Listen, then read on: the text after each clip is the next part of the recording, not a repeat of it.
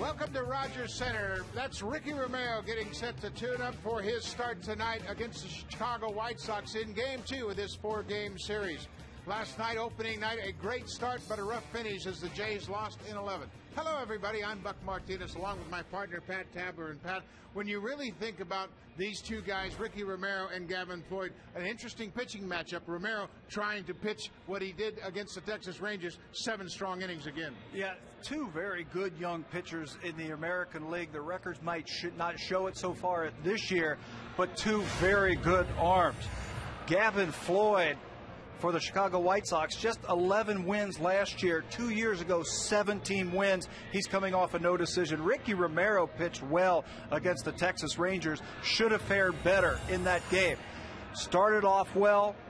One of the things he wanted to do this year was command the fastball a little bit more. Couple of strikeouts against the Rangers, heavy hitters, and then here's the only mistake that Romero made in the game. Ball that gets by Molina, the first run of the ball game scores. Romero then will go on to finish 7 innings, just 2 walks, which is very important. Pitched a lot better and should have come away with a win, something he did a lot of last year. Ricky Romero in his sophomore season trying to duplicate what he did last year as a rookie. And you can see over the history of the Jays, a lot of rookies have had big first seasons. Mark Eichhorn in 1986 with 14 wins. Ricky Romero last year, and Gustavo Chacin, another left-hander. Rookies getting off to a fast start is not unusual. Ricky Romero would like to get off to a good start here in his sophomore season. The Blue Jays continue to make a lot of news around Rogers Center. They announced a signing today. Let's go down to Sam Cosentino on the field for more details. They sure did, Buck, and since the departure of Tony Fernandez, shortstop has been a revolving door for the Toronto Blue Jays. They hope to have that shored up in the near future with the signing of soon-to-be 21-year-old Adeiny Hechavarria, as pronounced by Alex Anthopoulos, the general manager, signed to a 4-year, $10 million deal. And with that, the Blue Jays showing the rest of the baseball world that, yes, indeed, they can compete for international free agents. And Hechavarria was a big-time shortstop prospect. We saw home runs last night. Andrew Jones got it started. John Buck, Vernon Wells, Andrew Jones a second time. Mark Teahan ties it in the ninth. Lots of home runs. Disappointing finish.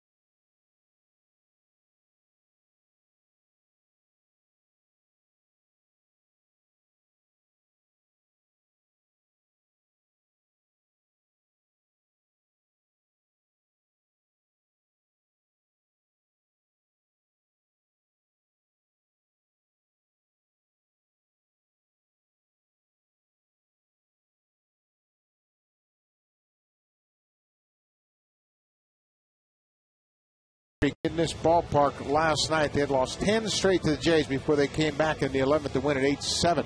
Gordon Beckham will be the DH tonight. He had a great night at the plate. getting 3 hits in his first opportunity here. Ozzie Guillen's club finally breaking out with the bats. Look at the order. Omar Vizquel, top of the order. He starts at second base tonight.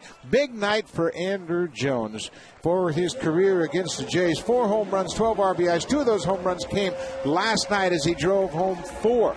Beckham added a couple of hits. And down in the order, former Blue Jays Alex Rios had 3 hits in his return to the Rogers Center. And Mark Teahen, of course, the big night. 3 hits, including game-tying home run in the ninth. And the left-hander, Ricky Romero, will make his second start of the season.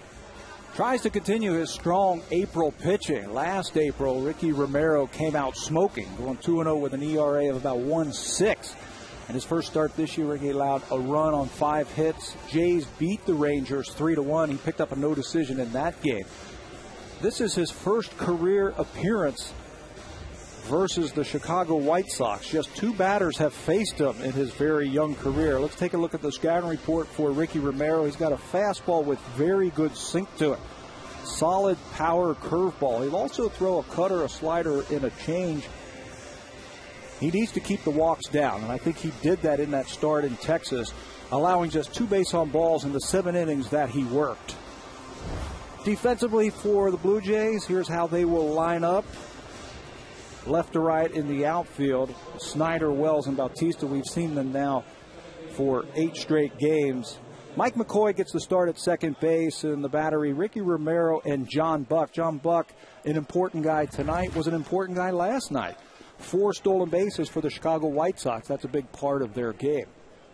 They're going to put pressure on the defense, and John Buck's well aware of that tonight. He expects them to run again tonight. Omar Vizquel, the 42-year-old second baseman tonight, will lead it off. Takes one down. When you're facing a team for the first time as a pitcher, it's optimum to go out and try to get quick resolutions. Strike 1. And that's something that Romero did in his last start. He faced 27 batters and got 15 first pitch strikes. You really don't want to give him any more information. Got to work quickly to them. 1-1 pitch to Vizquel. Swing on the ground to third. Encarnacion from his knees across the diamond. Good play. Last night, Edwin Encarnacion bobbled a ball where it hit dirt, then the turf, and then his glove. This time, just off the dirt. Strong arm. You can see how much he gets on it from his knees. And Brian Butterfield, the third base coach, felt that Encarnacion did everything he needed to do last night. The ball just kicked up and caught him on the heel. Gordon Beckham takes a first pitch strike. Beckham in last night's game, his first game here at the Rogers Center. Had a big game with 2 hits and a walk. Had a stolen base in the 9th inning that was stranded.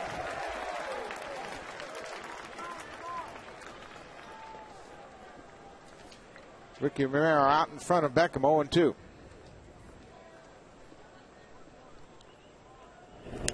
Swing and a foul off, and Beckham stays alive. That's a great example right there. Don't throw him that curveball. Don't show him that curveball until you get the 2 strikes.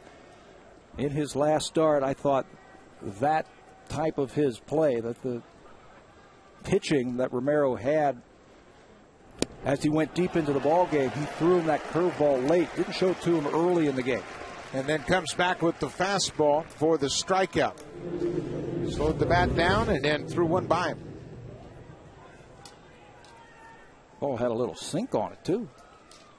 So there are 2 down here in the first for Carlos Quentin, the right fielder.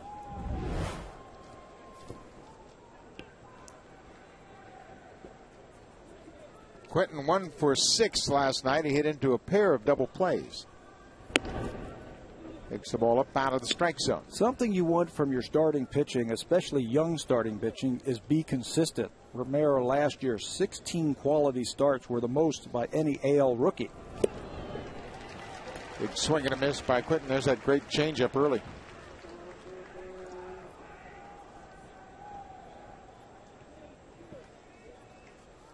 "14 starts here at the Rogers Center for his career 8-4 record.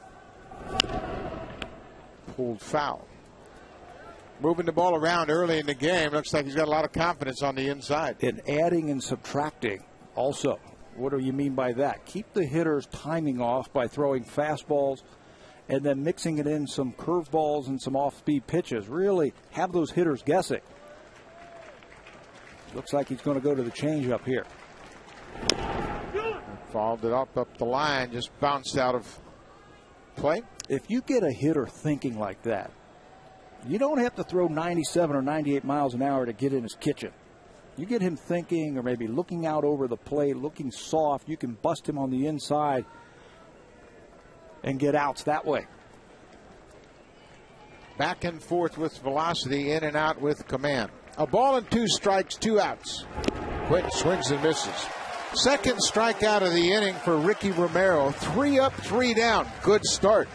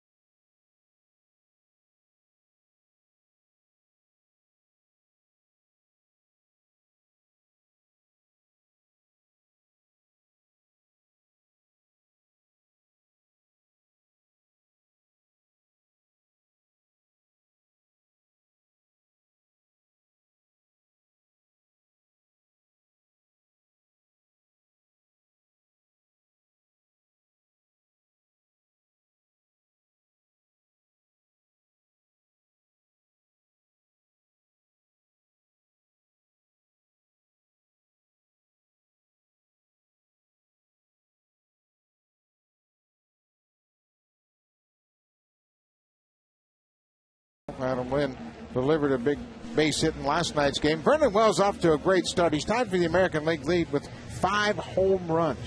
He feels great. He's healthy. He's allowing the ball to travel. He's got a lot of confidence right now. Overbay, Buck. John Buck hit his first home run of the season a night ago, and they'll go up against Gavin Floyd. He has had his share of bad outings versus the Jays in his young career. He's lost all 3 career starts versus Toronto.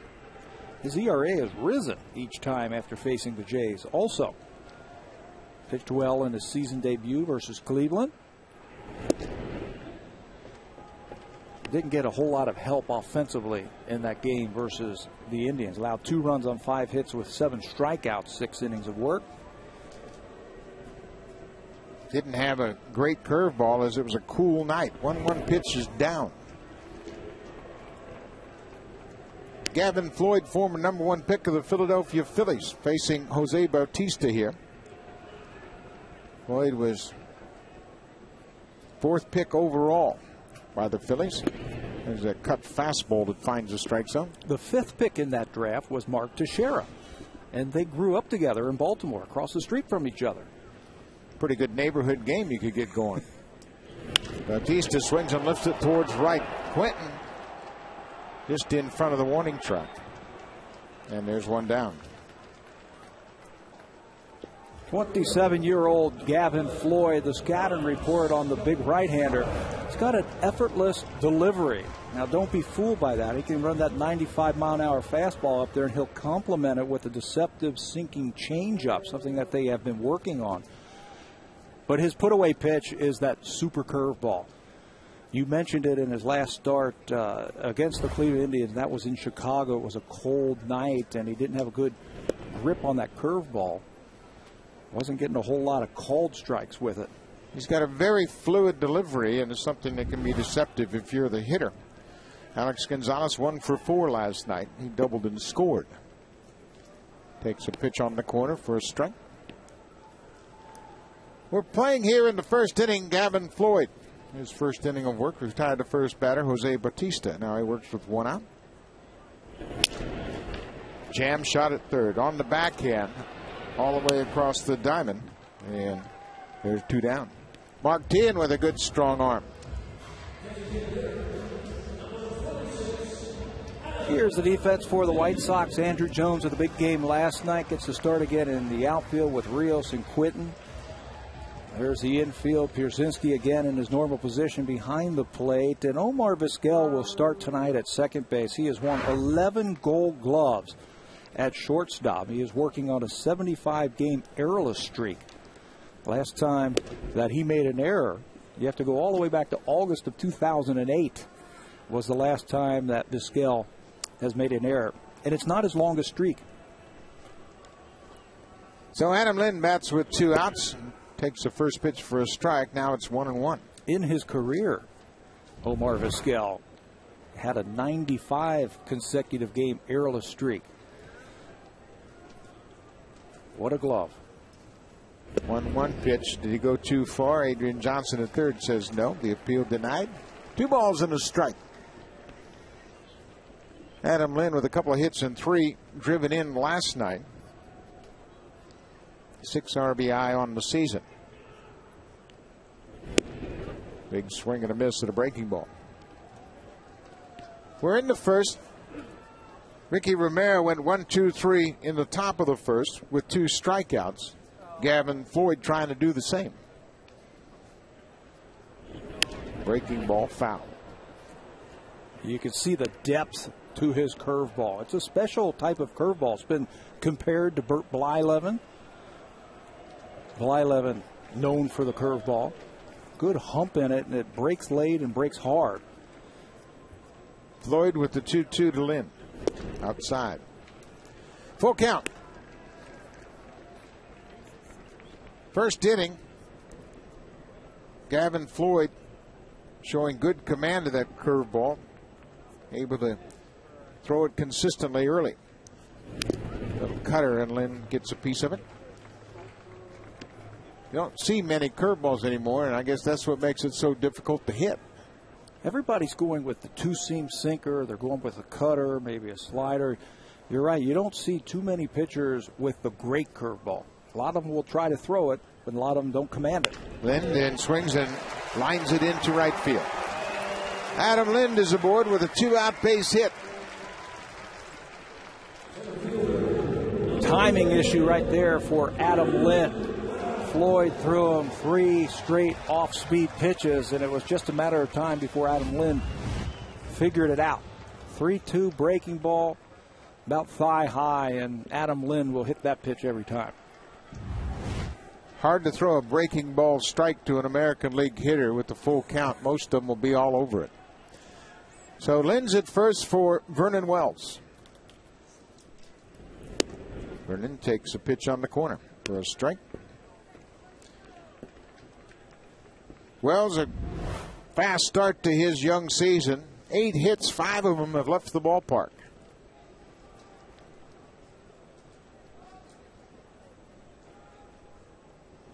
Wells swings and pops it back. Well, he's just locked in right now. His swing is so short and compact. Got out of it a little bit while they were in Baltimore, and we asked Cito Gaston about that, and he said he's been battling a little bit of a stiff neck. But again, came back last night with that home run. A lot like the home runs we saw in Texas, where the pitch was down and away, and he went out and got it. He's in a hole 0-2 here. 2 down. Stays alive. You start to incorporate your body into a swing, and I guess it just slows the bat down through the zone. One of the things that Dwayne Murphy has been working with him is getting set a little bit early. Not a whole lot of movement when Vernon Wells is hitting good. When he is going quite well, he's nice and still, and he uses his hands. Breaking ball lifted toward right. Here comes Quinton now. Vizquel back. Vizquel will make the play with his back to the infield. Omar Vizquel still has great range. A hit. We're still scoreless after 1.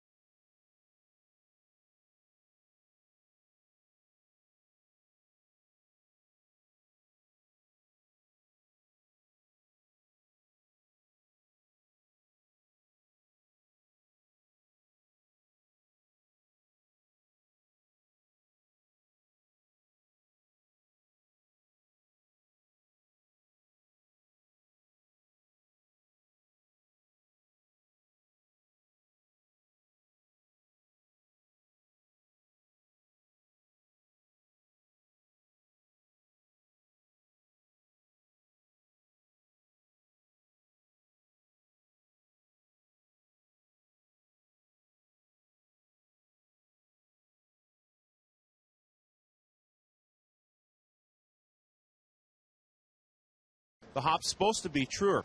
One of the glaring differences here is that there is a significant color difference between the warning track and the field of play, but also the feel on the foot. So the outfielder can use two senses, both eyesight and touch, to realize how close he is to coming to the wall. Thanks, Sammy. And the big thing about this field is players are going to take a while to get used to it. But last night we didn't see too many unusual hops in the first game. It's softer. It's a little bit slower. Ricky Romero to Paul Konerko, shot right back over the mound. Mike McCoy deep at second base makes the play, and Konerko's retired. McCoy gets the start tonight. Last night it was John McDonald at second, and Cito Gaston's used both of these middle infielders. Johnny Mack flawless last night. McCoy 1 for 1. There's Johnny. His first start on opening night. Great opportunity for Johnny Mack, and he enjoyed it. Every minute of it, except the L they had at the end. Yeah, but he played great defense, turned some big double plays. Involved in 4 double plays last night. So with 1 out, red-hot Andrew Jones steps in against Ricky Romero. Jones last night 3 for 4 with 2 home runs and 4 RBI. Breaking ball back door for a strike. Before last night, there's the home run. Andrew Jones was 1 for 8. That one hit was a pinch hit that he got the night before. On Sunday night, when the White Sox were on the bus going to their team hotel arriving in Toronto, he had heard word that the White Sox had lost 10 straight at the Rogers Center, and he said, "We'll change that," and he took over. Almost single-handed. Back door, got him. Big curveball catches the outside corner, and Ricky Romero has 3 strikeouts. He gets Jones looking. Can't give up on that breaking ball if you're a right-handed batter. Romero gets to 2 strikes, and you'll see Andrew Jones give up on it. Tim McClellan, you're going to have to wait for him. He's the home plate umpire. He's going to be slow to pull the trigger behind the plate. So with 2 down, the catcher A.J. Pierzynski will step in against Ricky Romero. Pierzynski cuts at the first pitch. 2 outs. We're playing in the top of the second here at the Rogers Center. Scoreless. Ricky Romero making his second start of the season. 7 strong innings his last time out last Thursday. His first start of this season. Another good sinking fastball. Pitched really well in that game. Could have easily come away with a W. One mistake, a ball that just grazed the catcher's glove for a wild pitch. 0-2 and fouled off. Good pitch right in on the hands of Pierzynski. Ricky Romero showing a lot of composure. Just his second big league season. He won 13 a year ago. Made 29 starts. 0-2 pitch. Chased a wide one. Strikes him out. 2 more strikeouts in the second. Romero has 4 strikeouts through 2 innings. We're scoreless at the Rogers Center.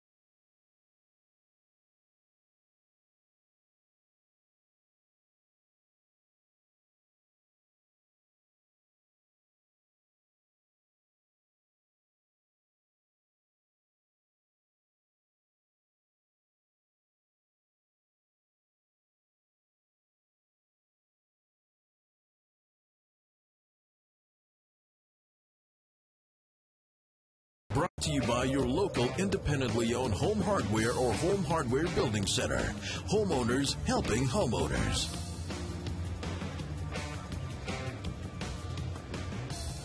Jays will bat in the bottom of the second, no score early. Leading off here in the second, Lyle Overbay will step in against Gavin Floyd.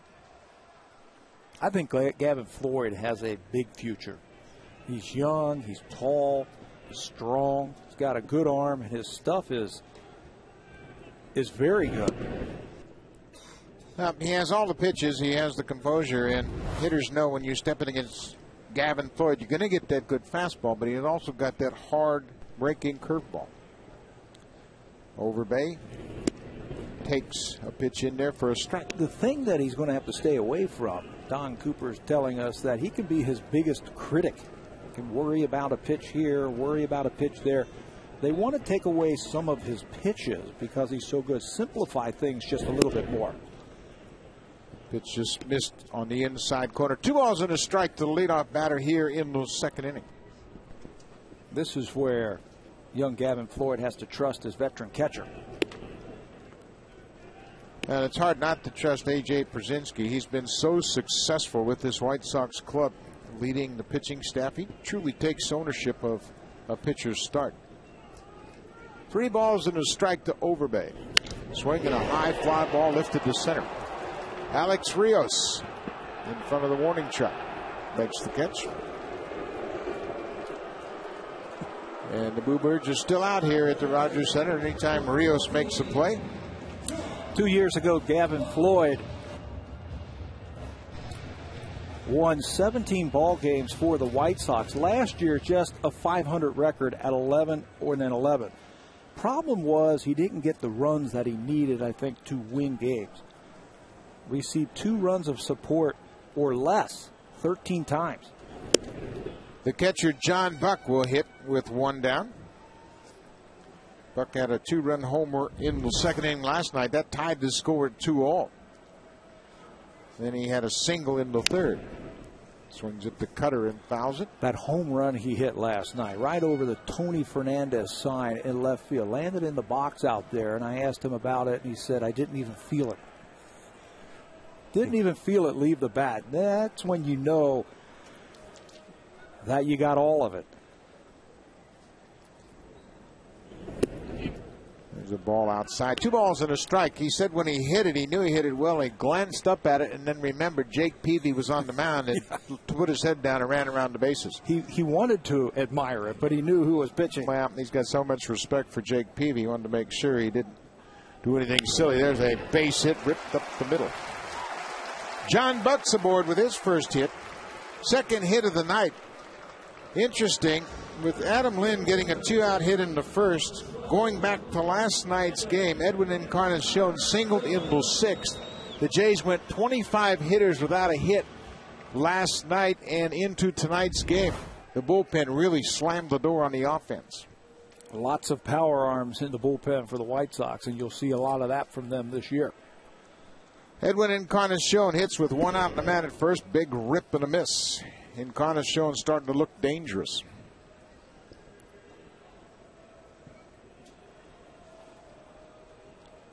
Slowed early in spring training, coming back from off-season wrist surgery. The timing is starting to come around.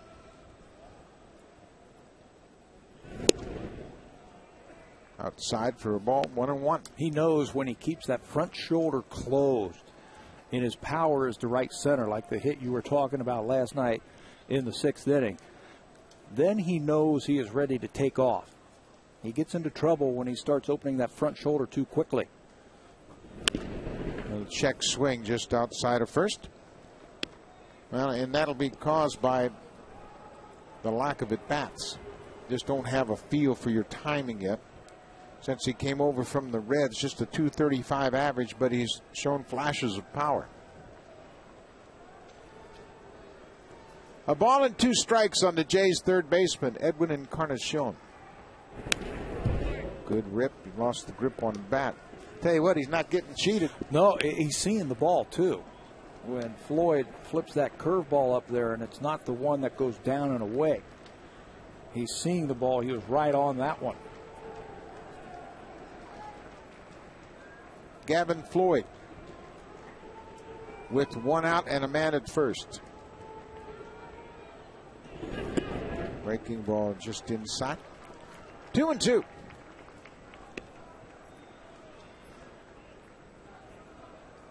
Encarnacion tracking the ball very well. Floyd trying to get off to a good start here. Has allowed 2 singles. John Bucks at first.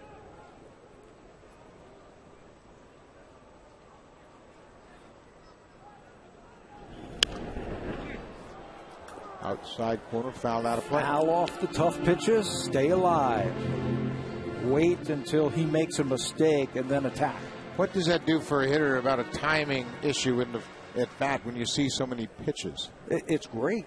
The first time up, if you can see all of his pitches and foul off the tough one and just keep getting him to come back to you, eventually he's going to make a mistake for you.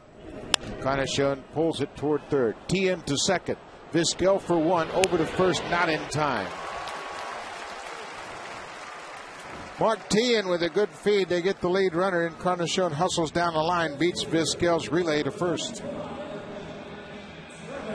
He has played very few games at second base in his career, no more as a shortstop. And you can see from that replay that the timing just wasn't there around second base for Vizquel.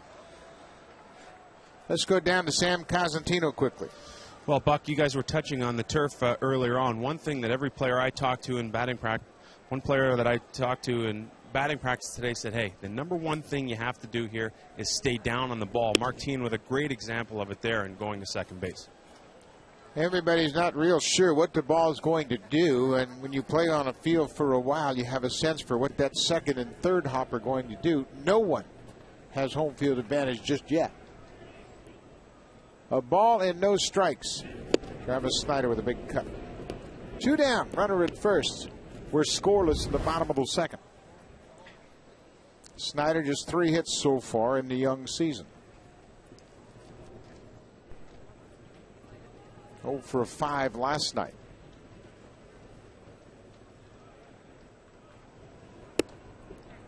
Good look at an inside fastball, and he takes it. Stay short to the ball. Travis Snider gets into trouble when his swing becomes a little long. That might be because he is not ready to hit at the plate. Track the ball, take the barrel of the bat right to the baseball. Shorten it up. Oh, just around the plate.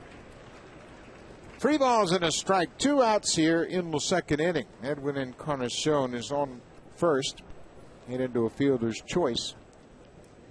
108 games played for Travis Snider, just getting his feet on the ground. He'll look at a 3-1 pitch from Floyd. Ball 4. Pretty close. Gavin Floyd made a good pitch, but just missed the outside corner. First walk of the night issued by Floyd. So they're 2 on and 2 down for the number 9 hitter, Mike McCoy.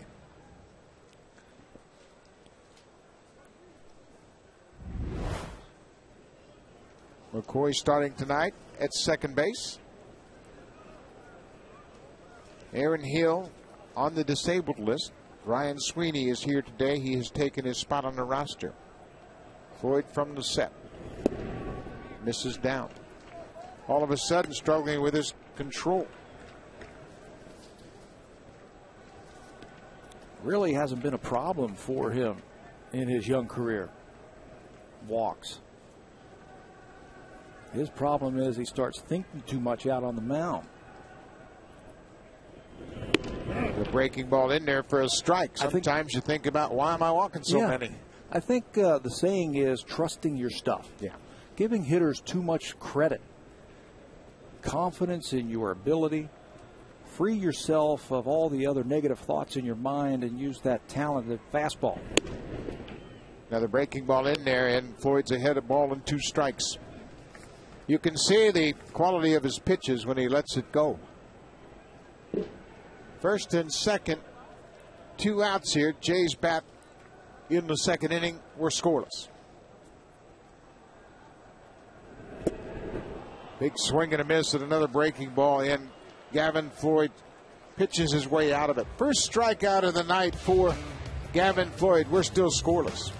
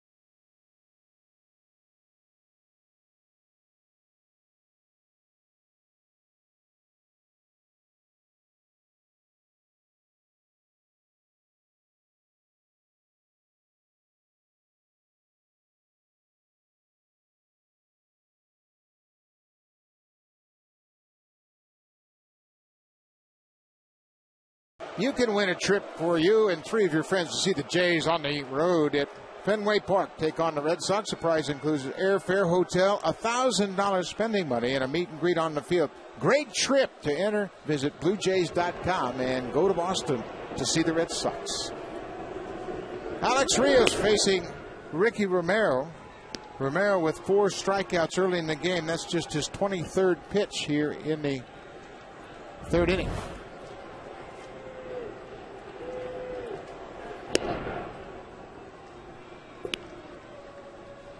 Romero falls behind 2 balls and no strikes. Alex Rios, last night, a 3-hit night. He scored a run and stole a base. Swings and hits it towards short. Gonzalez with a nice play. Strong arm on the money. Strong arm and quick release. Sure hands and good feet. We asked him to describe the turf here, and he says spongy. That time he gets in front of it. Doesn't panic and makes a good throw to get a very fast Alex Rios at first base. Well, one thing this turf will make you do is move your feet, and it's really going to help Alex Gonzalez in the long haul. Get his feet working. Alexi Ramirez steps in with 1 out. Swings at the first pitch and fouls it off.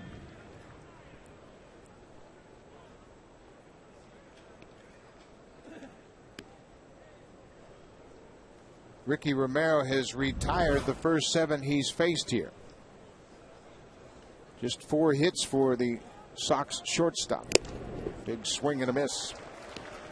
Romero's working to John Buck in this start. Last time out, last Thursday against the Rangers, he pitched to Jose Molina, and you can see a little different style in their game calling. But Romero is adapting very well. John Buck wants to go in and out, cutters, sinkers, and then use the curveball to backdoor. He went backdoor with the curveball to strike out Andrew Jones back in the 2nd. He's got Ramirez in a hole, a ball and 2 strikes here. There's the breaking ball, backdoor for the strikeout.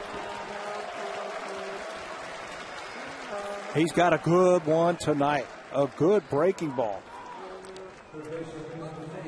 5 strikeouts for Ricky Romero. The 3rd time that he has got one of the White Sox hitters to look at it.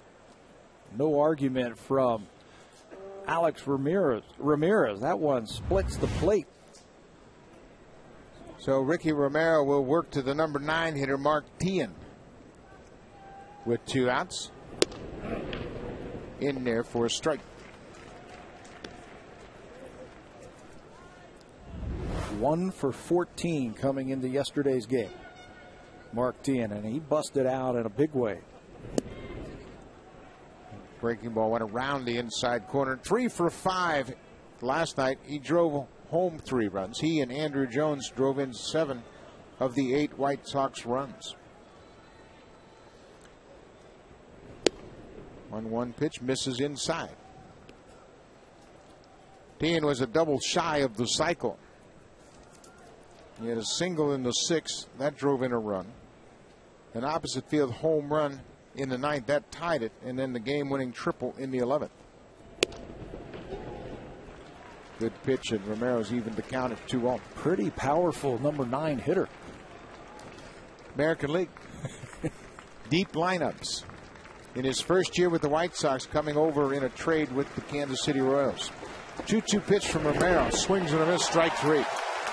Ricky Romero is on fire. 9 up, 6 strikeouts. Romero's been very good early.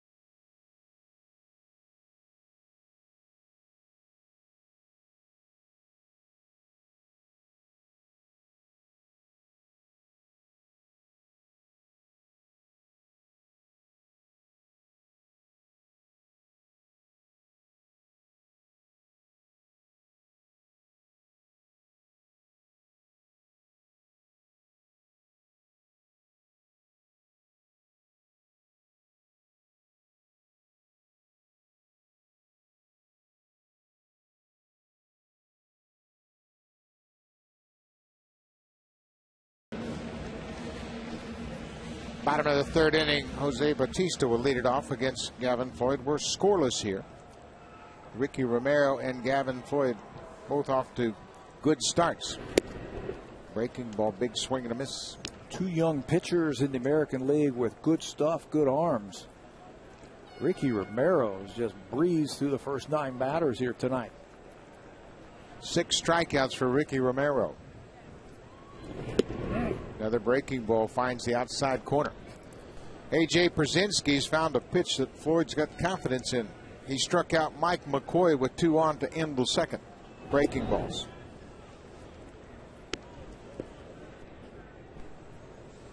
We talked about Floyd last year getting 2 runs of support or less 13 times. He also left 5 games with the lead.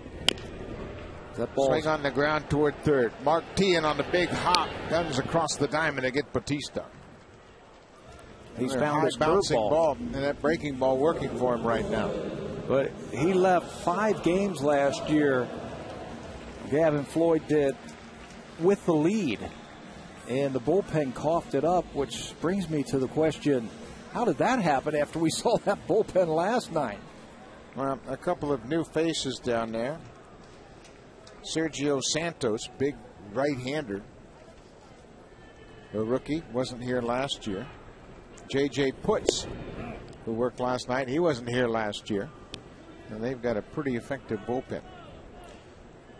Alex Gonzalez bats with 1 out. He is behind Gavin Floyd. No balls and a strike. There's a breaking ball fisted into center.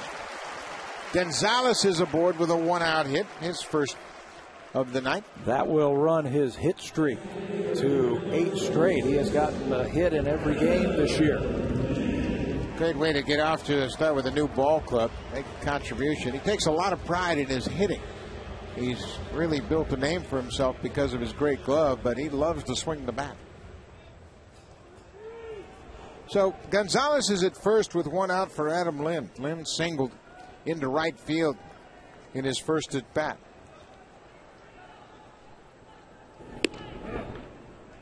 Floyd jumps ahead with a fastball.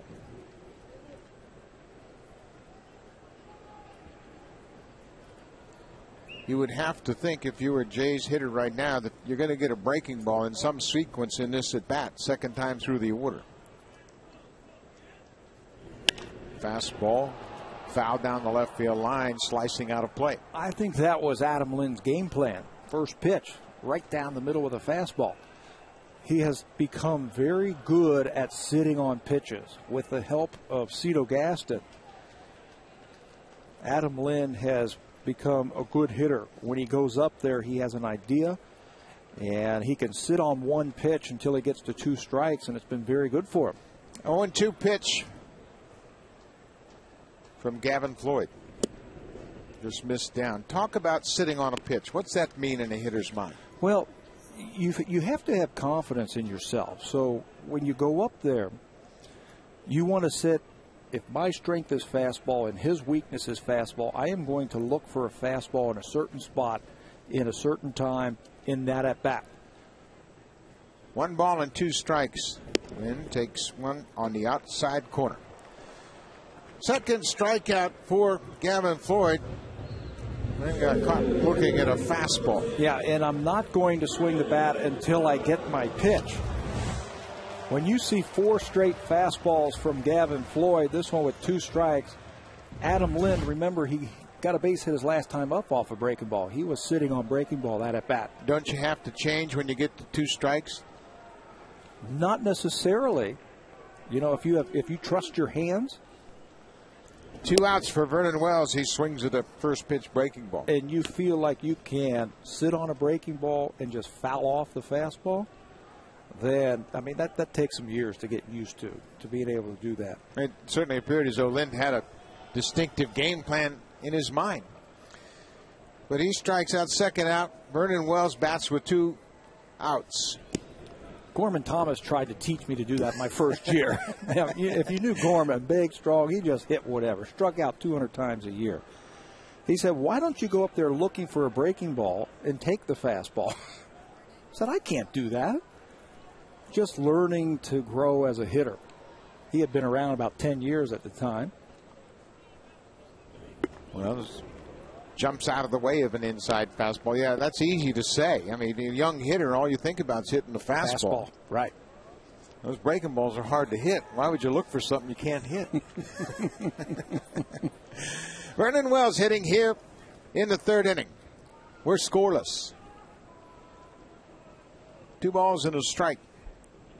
Swinging a drive toward left. On the move is Andrew Jones. It's over his head.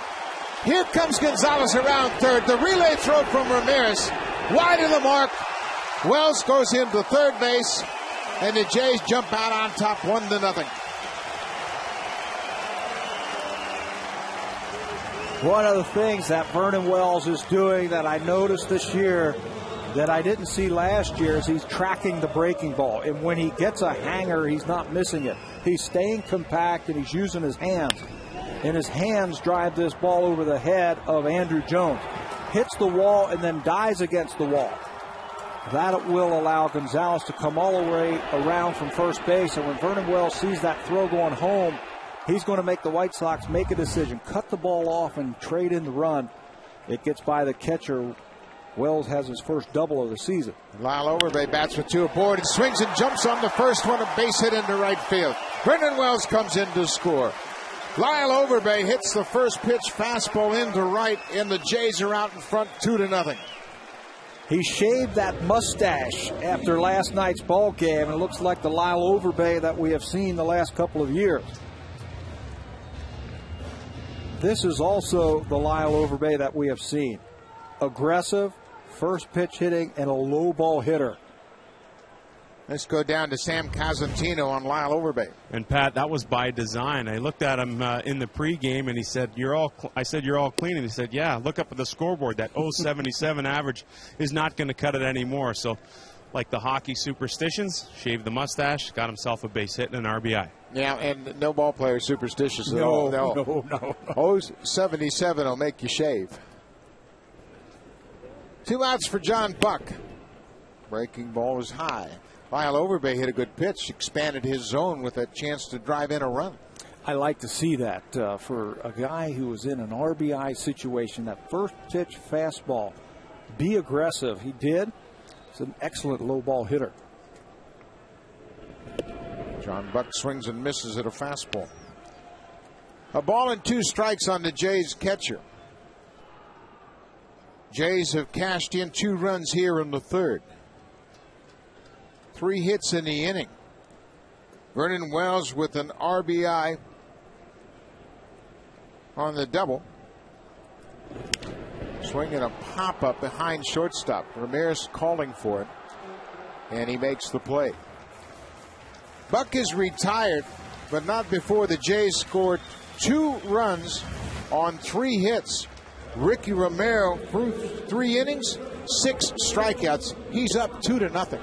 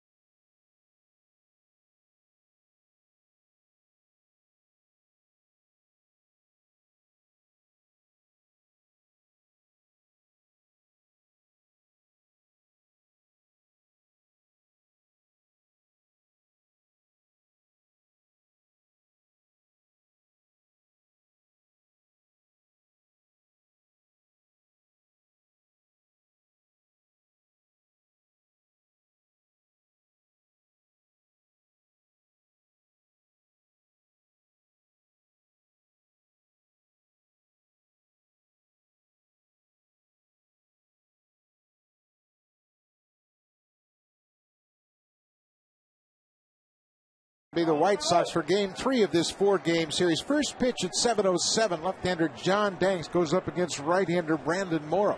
416-341-1234 for tickets. Game 3 of a 4-game set to open up a 10-game season opening homestand here. Omar Vizquel will bat for a second time. He grounded to third base his first time up. Romero gets that curveball over. Curveball's been a good pitch for him. Yeah, he looks so strong. What I like so far with Ricky Romero is everything has been down. The changeup gets Vizquel. Ricky Romero has 7 strikeouts. Another pitch that's down. It looked like that Vulcan changeup where you get that side spin and it really makes the ball go down. Good job by John Buck to just take that one off the dirt. 1 out. Gordon Beckham, the DH tonight. Another curveball in there for a strike. Beckham with a little smile, maybe reflecting he thought that might have been outside. 0-1 pitch. Romero elevates a fastball. One thing that I have noticed about Romero, the difference between him so far early this year and last year, he seems stronger, more mature as a pitcher, understands what he has to do, but he's strong. Don't you think that's a result of just knowing a little bit more with what you're dealing with? Yes. Spring training, preparation, starting, made 29 starts a year ago. Out in front of Gordon Beckham, a ball and 2 strikes. Takes just low, he missed. 2-2. Jays lead at 2-0. White Sox batting in the 4th. swing and a ground ball back to the mound. Gloved by Romero. Easy play. And there are 2 down. He and John Buck are working well together. You see how quick Romero gets the ball. He's on the mound. He's not shaking off Buck behind the plate. He has done so much homework, John Buck has, on these starting pitchers, really finding their strengths. And when he puts together a scouting report on that pitcher, his starting pitcher versus the team that he's facing, he is right away finding his team's strength versus the other team's weakness. Carlos Quentin takes a first pitch strike. 2 outs here in the 4th. Quentin, a strikeout victim in the 1st. So if Carlos Quentin is a very good first ball fastball hitter, he likes the ball in, he will just eliminate that pitch the first time through and try and make him hit Ricky Romero's strong pitch. 1-1 pitch, swing and a miss by Quentin. Ricky Romero's got everything working early. A ball and 2 strikes, 2 outs. Jays lead the White Sox 2-0. Top of the 4th. 7 strikeouts for Ricky Romero. Quentin stays alive. You can really see the battery working very well together. It just reflected by how quickly they're working and getting the sign, getting set, and throwing the pitch. They're on the same page, and Romero is trusting John Buck, his catcher. A ball and 2 strikes. Outside. 2-2.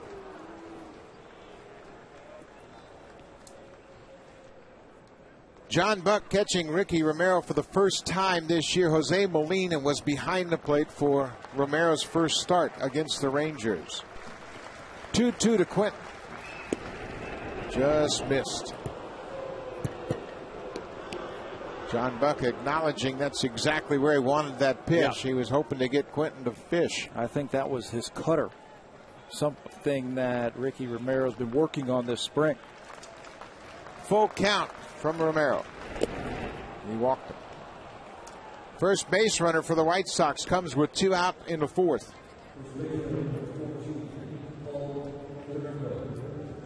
Jays are up 2-0. The cleanup batter, Paul Konerko, will step in. He's 0 for 1.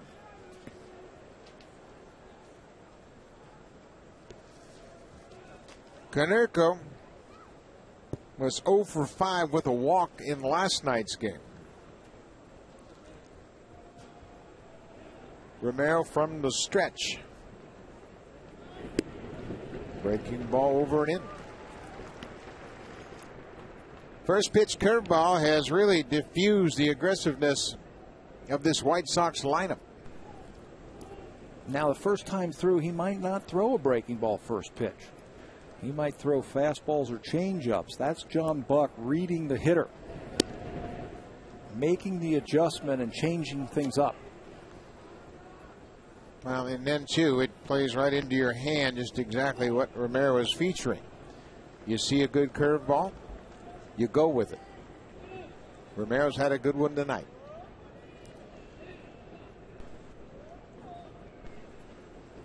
Well, Konerko takes a fastball. He has Konerko thinking right now. Back and forth. Back and forth, add, subtract. And what makes Romero so dangerous is he can do that with 5 pitches.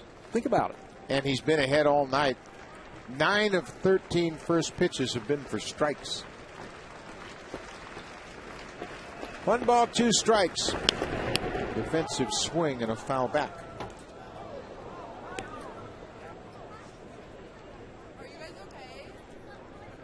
Ricky Romero out in front 2-0. He has racked up 7 strikeouts through 3 2/3.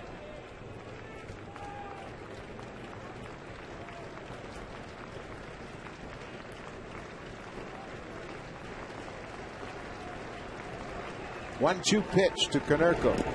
In the dirt, gets away from Buck, and Carlos Quentin moves into second. It's a wild pitch. Breaking ball in the dirt, and Quentin moved up 90 feet. Same type of pitch that Romero threw down in Texas, where he gave up his only run. John Buck has seen this curveball. You see, he tried to backhand it, had no idea where the ball went. Thought he could catch it on one hop. First time there's been a runner at second, so they're going to talk about the signals. Just to make sure you've got the right set of signs. Clubs will switch from time to time, and Ricky Romero wanted to make sure he didn't cross up John Buck. I've seen clubs the first 3 innings use a certain set of signs. The middle innings, they'll change it up. And then the last 3. And there's all kind of different ways you can do it. With 2 outs, we're going to use the second sign. If there's only 1 out, we'll use the first sign. But once in a while, somebody will forget. So Konerko will stand in. 2 balls and 2 strikes. There are 2 outs.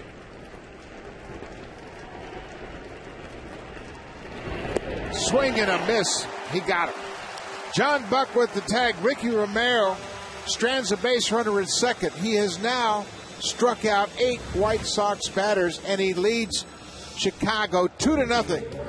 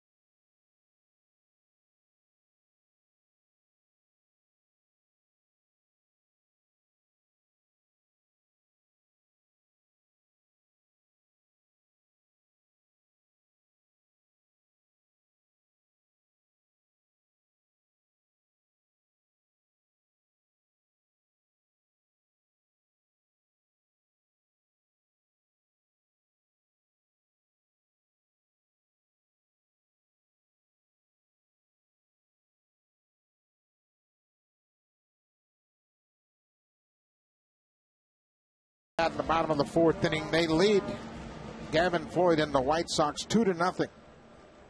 They broke through in the 3rd inning, 2 runs on 3 hits, highlighting Vernon Wells, an RBI double, Overbay an RBI single. And Floyd gets out in front with a strike. Gavin Floyd has allowed 5 hits tonight. Swing and a line drive into center, base hit. Make it 6.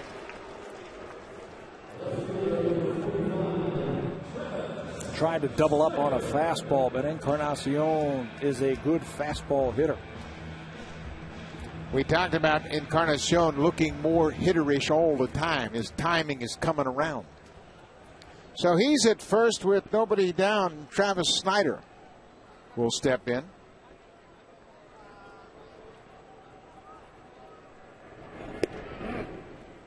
Snyder takes a fastball on the corner for a strike.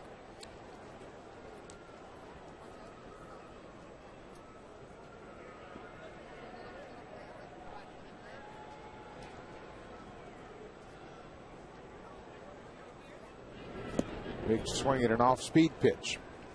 0-2.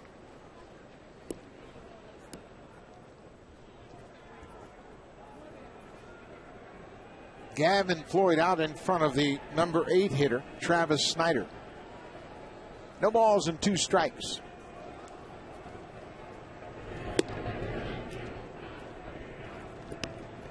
Snyder, I think, has become and is becoming a mature hitter. He is basically learning on the job here against big league pitching. You have to be patient with him. He's going to produce. Swinging a pop-up. Third baseline now into foul territory. Martian makes the catch, and there's one out. I think what the Blue Jays are doing is the right thing. They're playing him every day, and he's learning as he goes along about pitchers and how they get sets up, how they set him up, and hit everything. He's done everything he can in the minor leagues. Well, and I think, too, he understands now he's going to get an extended opportunity to get the bat going. So with one down, Mike McCoy will step in. Edwin Encarnacion at first.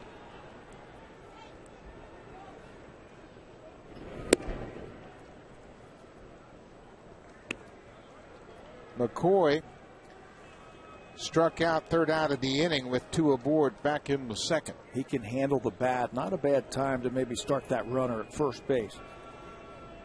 Be aggressive on the bases with this 1-0 count. Big swing and a miss from McCoy. Cito Gaston has done it all year long. Brian Butterfield going through the signs, delivering them to the batter and the base runner, Encarnacion.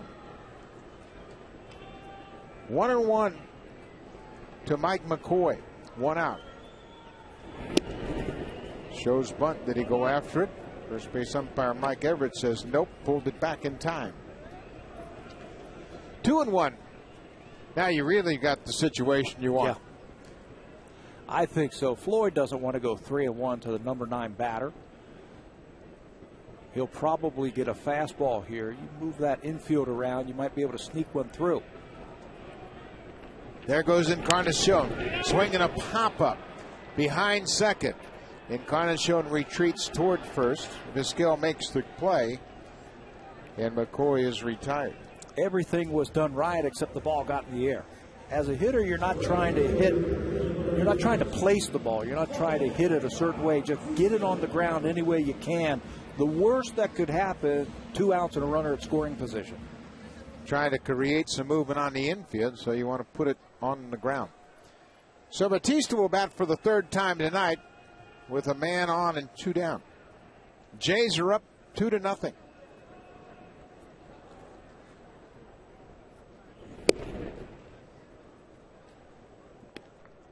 Batista 0 for 2. Fly to right and grounded to third. Encarnacion with the leadoff single. He's at first. Breaking ball outside. Inconsistent tonight. We've seen Gavin Floyd pound the strike zone for a few batters and then struggle to find where he's throwing it. You don't have to be perfect. You don't have to throw every pitch on the block to get guys out. There goes the base runner, Encarnacion. Pitch inside, throw to second, not in time. Stolen base, Edwin Encarnacion. The stolen base hasn't played a big part of the Blue Jays offense so far this year. It's been the on-base percentage and the home runs. But you have your leadoff hitter at the plate, a 2-0 count. You take a chance that if he throws a fastball down the middle, you give that runner a head start over first. He can score all the way from first on an extra base hit. 2-1 pitch to Batista is taken outside. But it's a timely gamble. If you do get the runner thrown out, you've got the leadoff batter hitting next inning, and you've already gotten out to a 2-0 lead. Now you have an insurance base runner in scoring position. Batista with a big swing and a miss. 3-1. He was sitting fastball. He was going to try and hit it as far as John Buck did last night. Well, that's what Cito Gaston wants from these hitters. Have a plan. Have an idea. You get the count in your favor. Don't try to dunk it into right. Yeah. Don't try and service it over there. Hit it with authority. Full count. 2 outs. Encarnacion at second.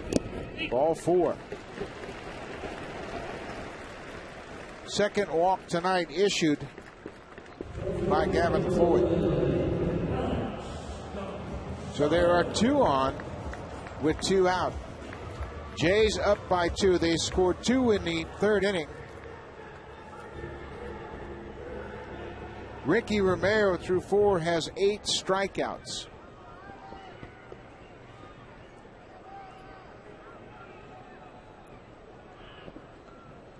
So Alex Gonzalez, 1 for 2, will bat with 2 on and 2 down.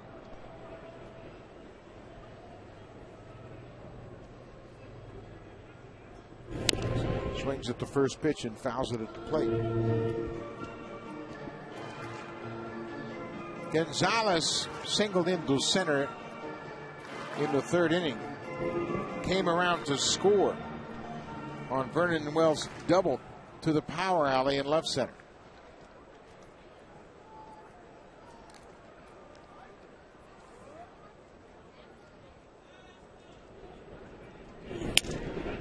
Fisted ball inside and sounded like it broke his bat. Defensive swing. That ball was well off the plate. Give him the bat with the hit in it. I never could find that one. Always grabbed the wrong one. Nowadays, the speed up rules, you have to take 2 bats to the on deck circle now. So in case you break one, that boy's right there to give you your backup. Alex Gonzalez in a hole, 0-2. Encarnacion at second, Bautista at first. Wide.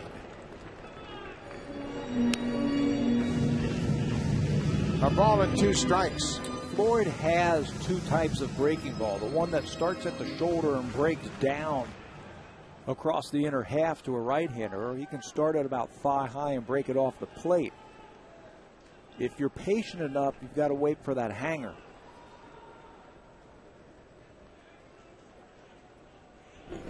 Swinging a ground ball toward third. T looks at second, fires across the diamond to first, and retires Gonzalez. Gavin Floyd gives up a hit and a walk, but strands 2 runners. Jays still lead it 2-0.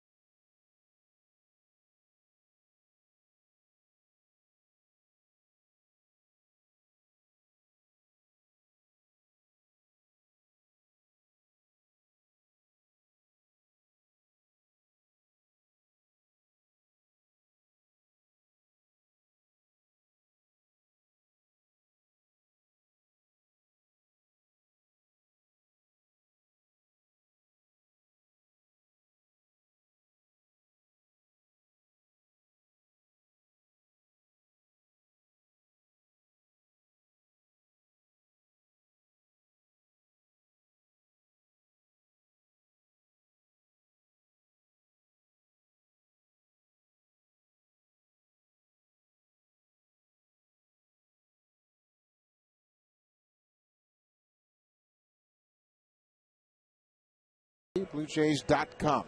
2,000 games. Lots of action, and tonight the action is centered around the mound for Ricky Romero. A little discussion going on here. Tim McClellan and Andrew Jones. I don't know what this is all about. Seems as though they've resolved whatever problem they had, and Jones ready to face Romero. Pitch on the outside corner.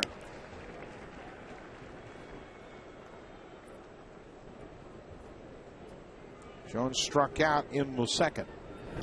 Swing and fouls it again. Ricky Romero way out in front. Jumping ahead with quality strikes. I don't think he's thrown 3 balls over the belt tonight. Everything has been down and with a purpose. 0-2. Just off the plate. Ricky Romero has 8 strikeouts. His career high is 9. that came last June at Philadelphia in 7 innings of work. He's just tied it. 9 strikeouts for Ricky Romero. Everything is working, and he's baffling the White Sox. Got 4 pitches working. He got Jones last time looking at a breaking ball. He goes back to it with 2 strikes. Late and hard break out of the strike zone. That is a wicked curveball. So there's 1 down here in the 5th for A.J. Pierzynski, the catcher. Almost hit him with a breaking ball. He hasn't shown any patterns either as you watch Ricky Romero pitch tonight. They have done a good job second time through changing things up. Missed with the fastball. 2 balls and no strikes. One of the few times he's fallen behind.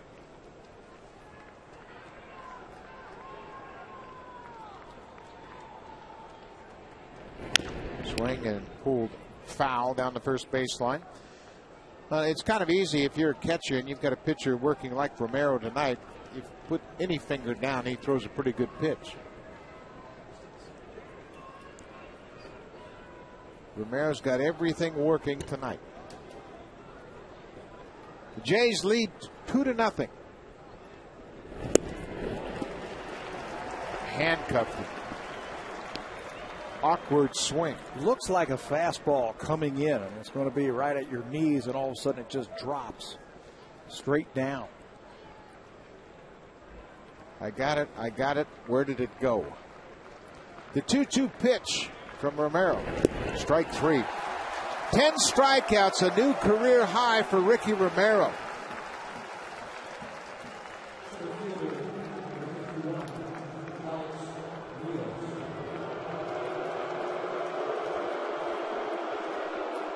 When you have pitchers like this piling up the strikeouts, sometimes you get afraid that he's going to burn himself out and his pitch count is going to be so high that he won't be able to finish the game.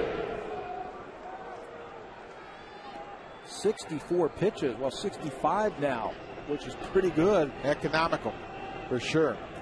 He's been ahead all night. He falls behind Rios with 2 outs. Rios swings and hits it right at the shortstop. 2 hot for Gonzalez. Ricky Romero is in charge. 10 strikeouts through 5 innings. Ricky Romero has a new career high in strikeouts, and he leads 2-0.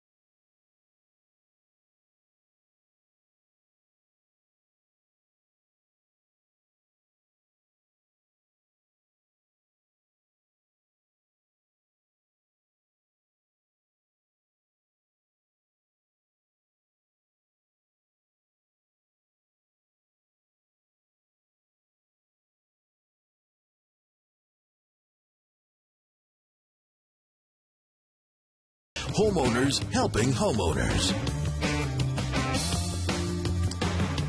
Ricky Romero through 5 innings has racked up 10 strikeouts. Just 66 pitches thrown by the Jays left-hander.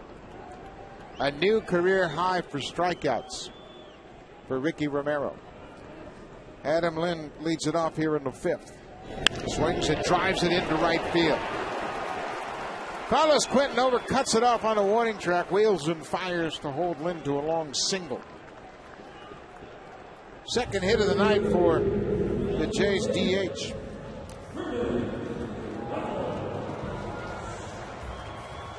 That's good to see when he starts pulling that ball into the corner like that. Vernon Wells has a hit tonight, a double. Drove in his 10th run of the season back in the 3rd inning. Floyd has been out of the stretch a lot here tonight. Wells swings and lifts it into center field. Alex Rios is there. 1 down.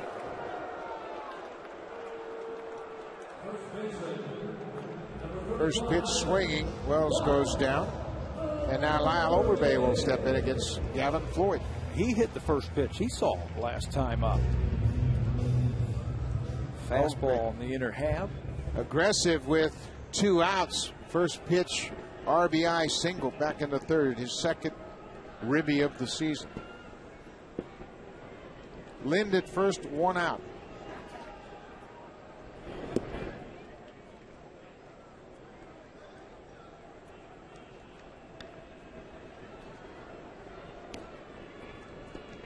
Overbay got the good news early in spring training that first base was his. Just go out, relax, have a good year. Cito Gaston delivering the message. He means so much to this ball club. His defense is so important. Already this year we've seen 4, 5, maybe 6 times where he has saved infielders errors by him going down and digging balls out of the dirt. 1-1 count to Lyle Overbay. Swings out in front. He's behind a ball and 2 strikes. First baseman handles the ball more than anybody except maybe the catcher. And we discount the importance of his glove at first base. Everybody wants the big power, the big slugger, just put anybody over there. But Overbay means a lot to this club, both at the plate and in the field. Cito Gaston realizes that too. He knows that what he means to this team defensively. Well, in this ballpark, the manager sits basically at the end of the first base foul line, and you can see that first baseman down the line and how much range Overbay has, and you really gain an appreciation for his glove. 2-2 pitch to Overbay, swing and pulled on the ground. Konerko with the backhand goes to second for 1, back to first, not in time. Overbay hustling down the line to keep the inning alive. Ramirez with the throw to first, not in time to get Overbay. That's a tough one to turn. The 3-6-1 double play. Ball's got to be hit a little bit harder than what we saw from Overbay. Konerko backhands it, makes a good throw to Ramirez, but the return throw to Floyd, not enough on it, and Overbay beats it out. So Overbay's at first with 2 down. Jays lead it 2-0.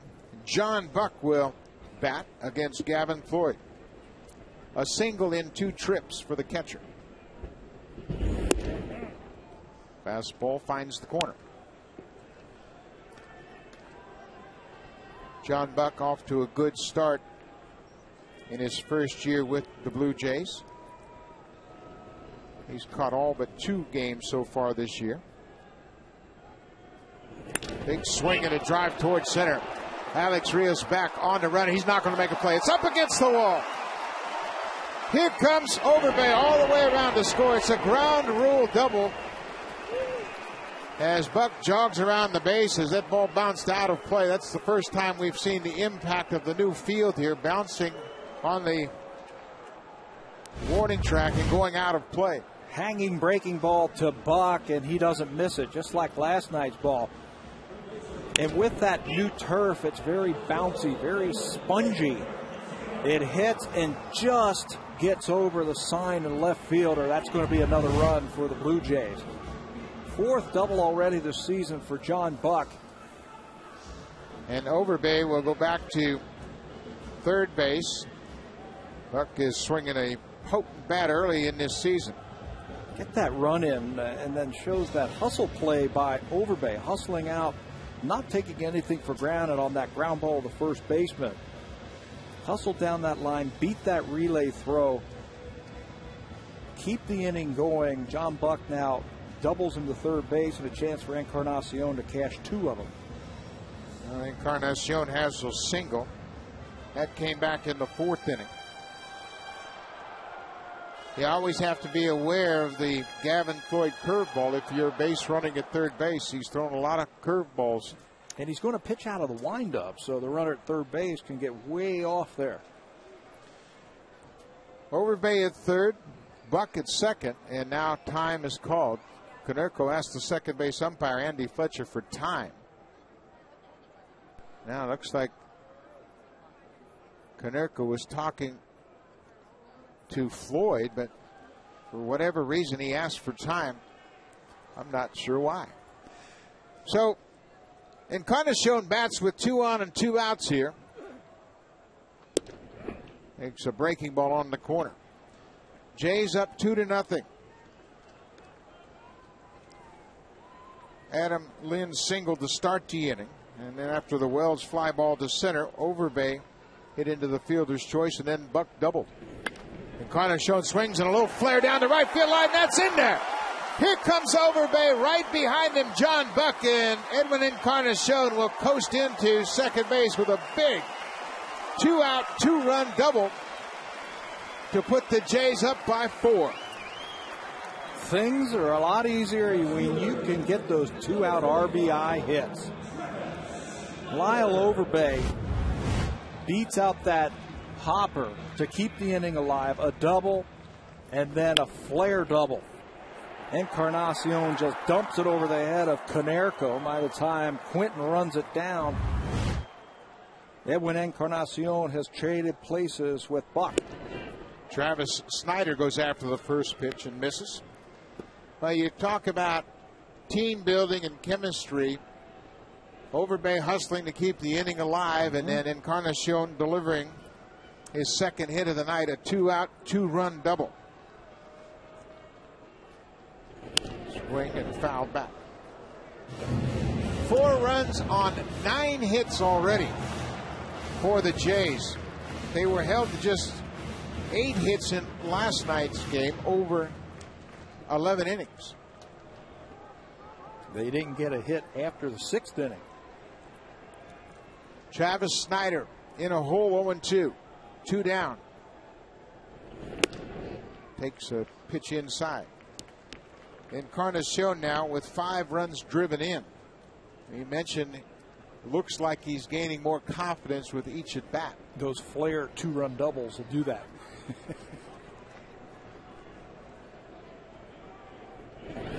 Swing and a miss. Travis Snyder strikes out. But the Jays add 2 more. They lead 4-0. Ricky Romero is in the driver's seat. He's out in front. We're going to the 6th here at the Rogers Center.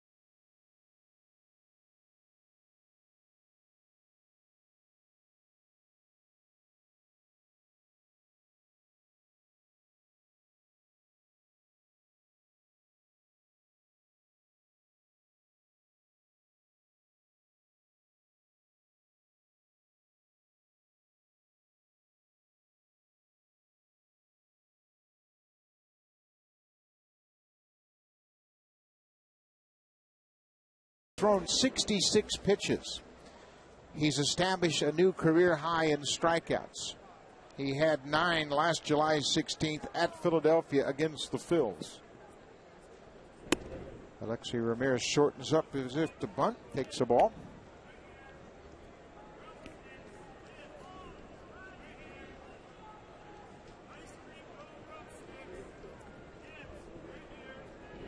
Swinging a ground ball to third. 2 big hops for Encarnacion. And Ramirez is retired. What's the mindset for Ricky Romero after the Blue Jays have just scored 2 more runs? Just keep doing what you're doing. Yeah. Zip, zip. The score is 0-0. Just keep doing what you're doing. Use all of your pitches. Don't worry about the score. Your only focus should be on that next hitter.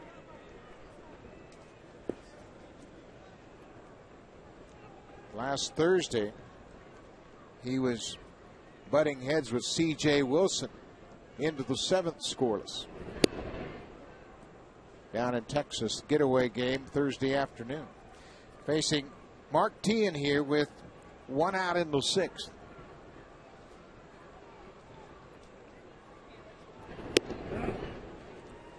In there to even the count at 1-1. John Buck and Ricky Romero have been clicking since the first pitch of this ball game.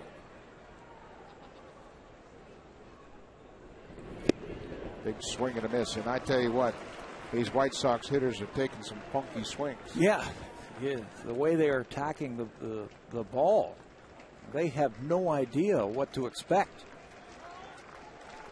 This is what pitching is all about. A ball and 2 strikes to the third baseman Teahen. Fights it off. White Sox 14 hits last night, albeit in 11 innings. They scored 8 runs. Mark Teahen had 3 hits in the game last night. John Buck was behind the plate. Had a good idea about the Sox hitters and what was a problem with the pitches. Little tapper up the first base line, and it dribbles into foul territory. Always felt better in game 2 and game 3 of the series as a catcher. You got a little bit better feel for the team you were trying to shut down. Yeah, you can watch all the tape that you want to, and you can watch stuff from last year, but it doesn't tell you who's swinging a hot bat now. It doesn't tell you if they're reaching to the pitch that you are throwing, or where it is in relationship to the plate. 1-2 pitch to Mark Teahen. Just missed the inside corner. Well, as a catcher, when you've got a good hitter at the plate like Teahen and you've got a pitcher on the mound like Ricky Romero, you feel like you can go anywhere. Any pitch, any side of the plate, just about anything you ask for, Romero has delivered. Did he go? Yes, he did. Ball in the dirt. Buck has it. There's the throw to first base, and Teahen's another strikeout victim. Number 11 tonight for Ricky Romero. Good job by John Buck behind the plate to smother that ball in the dirt. He's got a wicked curveball tonight, and he has kept it down all night long. He calls for it here. He goes down, and he knocks it down, just smothers it and keeps it in front of him to record the out over at first base. So Omar Vizquel will bat with 2 out. Jays lead it 4-0. 6th inning, 2 down. Edwin Encarnacion with the 2-run, 2-out double in the 5th made it 4-0. Vernon Wells with an RBI double back in the 3rd. Lyle Overbay, an RBI 2-out single also in the 3rd.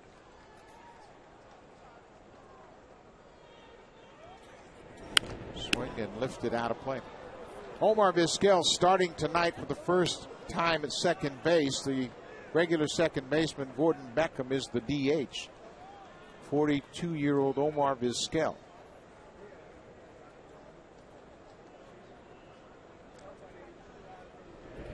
Changeup. Wow. He's got it all working. This is a pitching clinic tonight. When you have it all working, you just think right along with that hitter and go with your strength. strike 3. 12 strikeouts through 6 innings for Ricky Romero. He's got it all working. Polishes off Omar Vizquel with a changeup.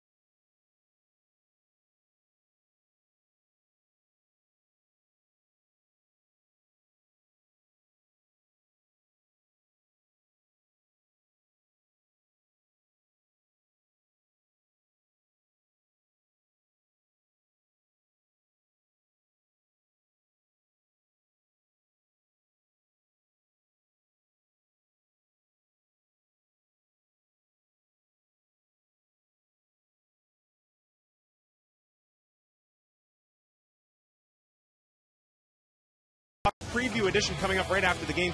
By the way, the Bruins will pick second. Edmonton will pick first. Florida will pick third. I'm joined now by the CHL Commissioner, David Branch. And what brings you to the ball game? Well, actually, it's Mr. Beeston. If the truth be known, we have our Memorial Cup bids for Ontario for 2011 tomorrow. And Mr. Beeston is on the site selection committee for that, and he was gracious enough to offer up a boardroom here. We had a bit of a debrief for our committee members, and we're taking in the ball game. A little bit about the process and how it works. Well, in the case of Ontario, we have what we call an arm's length committee, and it's made up of Jim Gregory, Frank Bonello, E.J. McGuire, and Paul Beeston, and along with our league lawyer, Gord Kirk, and they hear the bids, and it's their recommendation, their decision as to who should host the 2011 MasterCard Memorial Cup. Well, David, great to see you here. Enjoy the rest of the ball game and the hospitality, Mr. Beeston and the Blue Jays. Having a great night. Thanks, Sam. Guys, send it back upstairs to you. Thanks, Sam. And Mike McCoy goes down, first out of the 6th inning. 1 down. Gavin Floyd with the strikeout. Back-to-back strikeouts. Got Snyder to end the 5th, and now gets McCoy to start the 6th. Jose Bautista steps in. Walked back in the 4th. Jays on top, 4-0. Good curveball.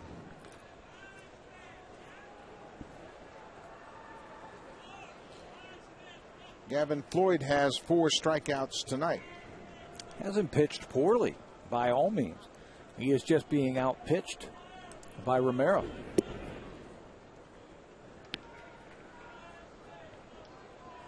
Scott Linebrink starting to loosen up for the White Sox. Their bullpen was outstanding last night. 9 strikeouts out of that bullpen. Bautista fouls it off his leg. Pitch count getting up there now for Gavin Floyd. They don't want to burn him out so early in the season, just his 2nd start. Well, he has surrendered 9 hits over his 5 1/3 inning.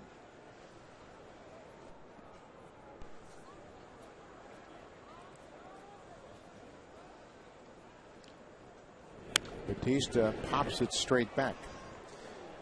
White Sox bullpen last night, 5 1/3, no hits, no runs, 3 walks, and 9 strikeouts. They just slammed the door shut on the Jays offense. 2 of those walks were in the 11th inning by Bobby Jenks. There was a 4-pitch walk from Williams, the left-hander, came in the 6th inning, and then that was it until the 11th. Those were the only base runners that they gave up. Jose Bautista, 2-2 from Floyd. Takes it on the outside corner. Big sweeping curveball. 3 strikeouts in a row for Gavin Floyd. He gets Bautista looking.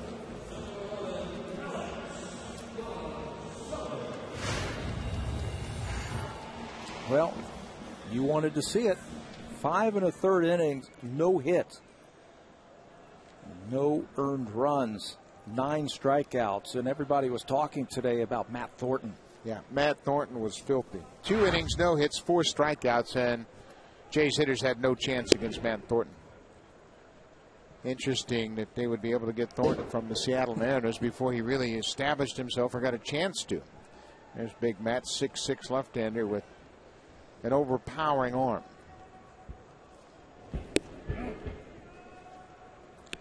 Alex Gonzalez with the 1-1 count. Gonzalez singled and scored in the 3rd inning. Part of that 2-run 3rd inning when the Jays broke through against Gavin Floyd. Takes a pitch outside. Great addition to this Jays roster.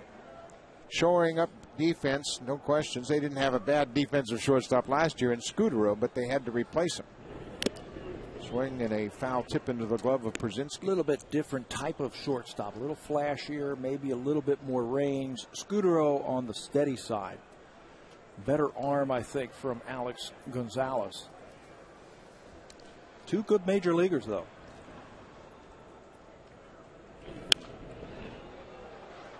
Gonzalez stays alive. Gavin Floyd working with 2 outs here in the 6th. He's been matched up against a red-hot Ricky Romero tonight as his mound opponent. Romero recording 12 strikeouts through 6 innings. 2-2 to Gonzalez. Swing and popped up into shallow right field. Carlos Quentin. 3 up, 3 down for Gavin Floyd. He is retired the last 4 batters he's faced. Edwin Encarnacion with a big 2-out double. Ricky Romero in command.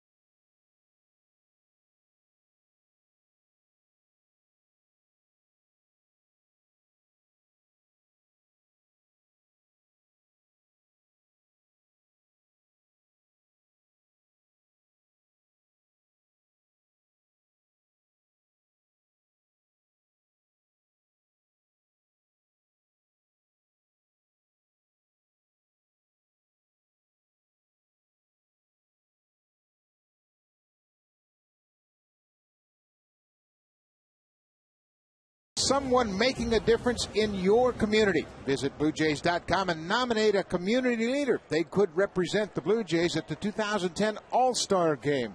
Log on, BlueJays.com. Somebody making a difference for the Jays tonight is Ricky Romero. 12 strikeouts through 6 innings. Gordon Beckham leads off here in the 7th.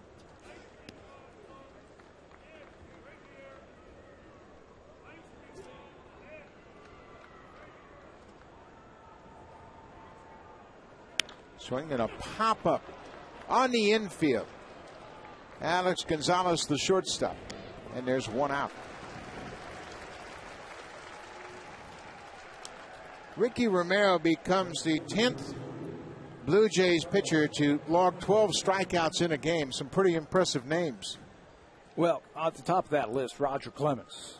He did it 2 times back in 1997. In fact, any double-digit strikeout game the Blue Jays have had, Roger Clemens has either led or he has tied for the lead for that category. So 10 strikeouts, Clemens did it 9 times. 11 strikeouts in a game, Clemens did it 6 times.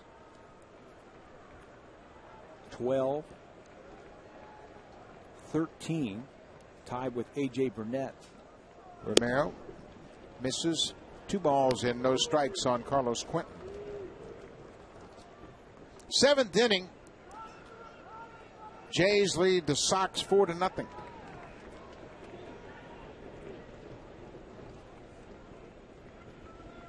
Swinging a drive towards center. Vernon Wells turns, long run, and makes a running catch.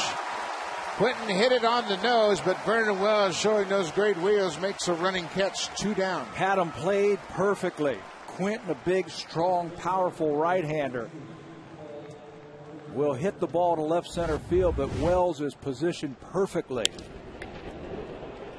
Spins around and actually has to slow down a little bit to get to that ball. Vernon said he was going to play a little deeper here on his first homestand just to get a comfort level for the new artificial surface.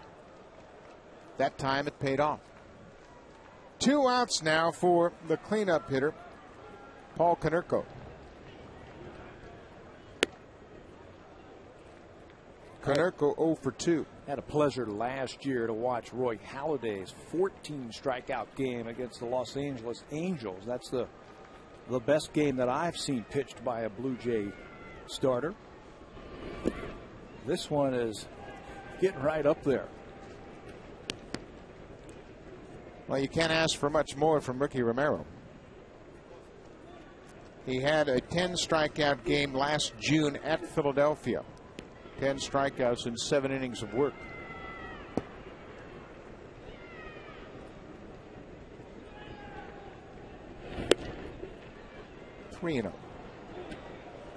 Romero's 12 strikeouts tonight ties the Dodgers' Charlie Hager, who had 12 strikeouts April 11th at Florida against the Marlins. Hager, a knuckleball pitcher.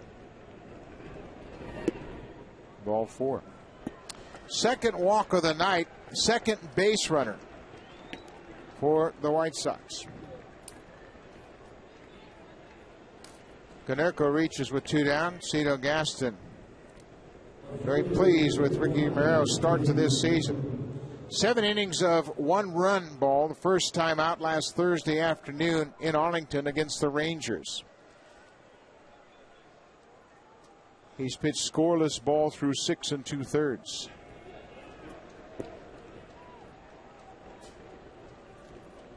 Andrew Jones, big swing and a miss. He knows he's a first ball, fastball type of hitter, Andrew Jones, so he starts him off with that changeup. Jones with a big night last night. 2 homers, 4 RBI. Tappert towards short. 2 big hops for Gonzalez to second for the force out. Ricky Romero walks off the mound in the 7th, strands a runner. He's walked but 2 and has 12 strikeouts.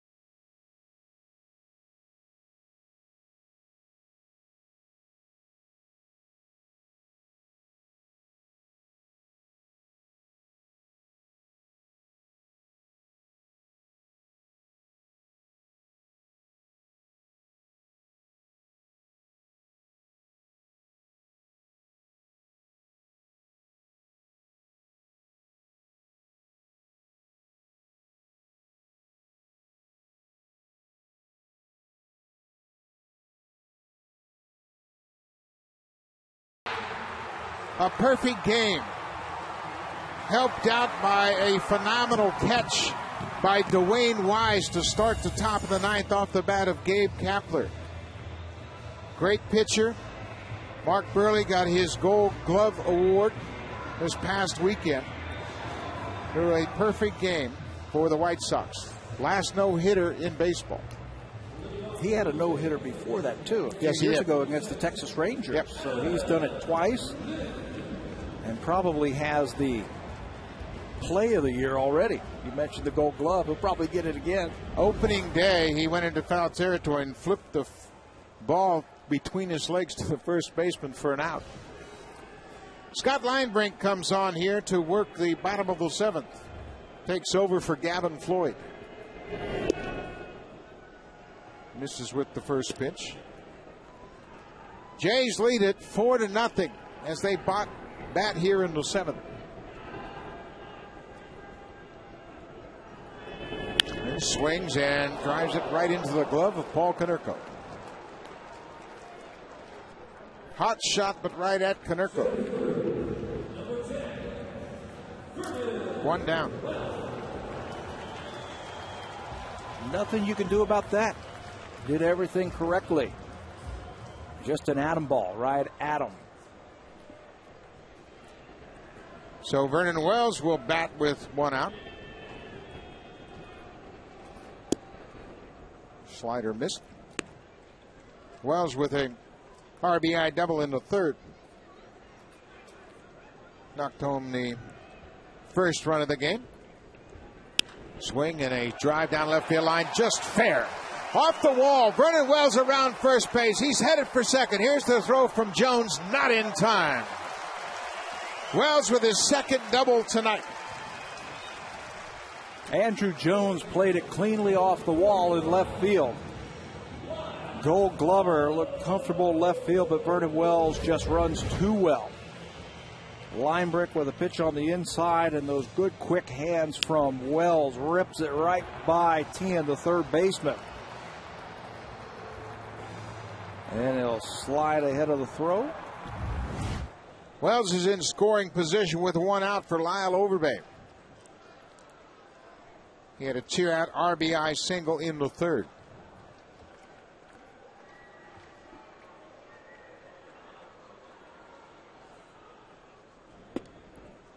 Takes the ball outside. Overbay with his second RBI. He reached on a fielder's choice and scored in the fifth, ahead of the two-run double by Edwin Encarnacion. 4-0, Jays lead it. 2-0. Linebrink pitching in his third game. He last worked on Saturday against the Twins. Pitched two very good innings. Didn't allow a hit.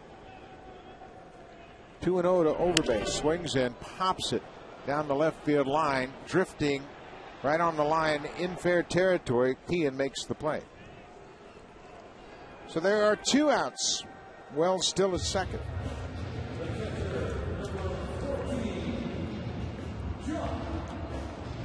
John Bucks had another good night at the plate. Hit a ground rule double back in the fifth. The turf cost him an RBI as Overbay was all the way around third, headed for home. He had to return to third on the ground rule. But they both scored ahead of Encarnacion's opposite field double. Two outs. Wells at second. That's one thing that we haven't talked about tonight, focusing on those two-out RBIs. All four runs for the Jays tonight have come from two-out hits.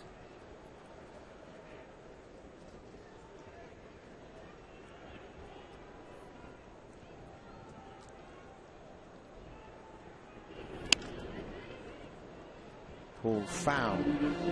Those are demoralizing base hits. Two-out base hits. Pitchers an out away from getting out of a jam. That's why I don't think Gavin Floyd pitched too poorly tonight. He did give up 9 hits in his 6 innings, and it seemed like he was in the stretch mode all game long. but he came that close. Those two out hits just got to him. Outside corner. A ball and 2 strikes on the Jays catcher. John Buck is 2 for 3 tonight. Chicago outfielders have good arms, accurate arms. They've got some speed, so anything to the outfield is no guarantee. Ball in the dirt blocked by Pierzynski. Jones throws well in left field.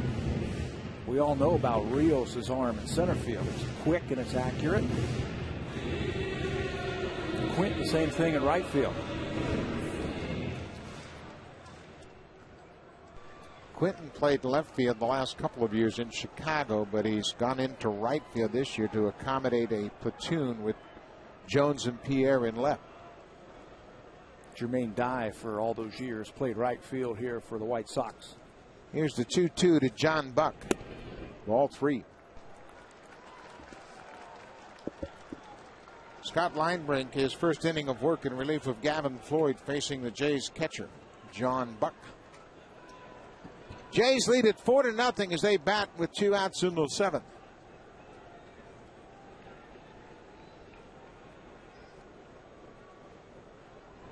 Swing and a tapper just outside of third. Jays scored 2 runs in the 3rd inning, 2 more runs in the 5th inning. And as Pat mentioned, all runs scoring with 2 outs.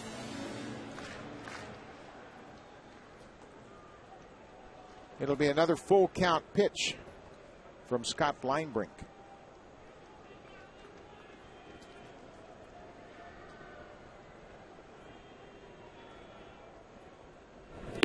Swing and a miss. He struck him out. Linebrink gives up a 1-out double to Vernon Wells, but strands him at second base. Ricky Romero, 12 strikeouts through 7 innings. He leads it 4-0.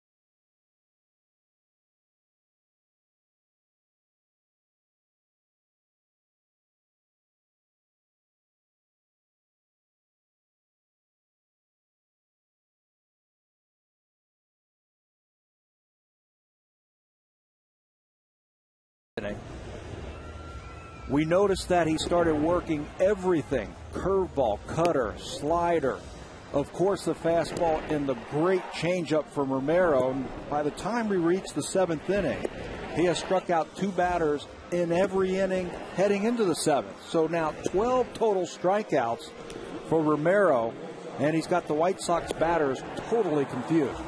Only 2 base runners. They both came on walks. Carlos Quentin walked in the 4th inning with 2 outs. Paul Konerko walked in the 7th also with 2 outs. They were both stranded. 12 strikeouts, just 90 pitches through 7 innings.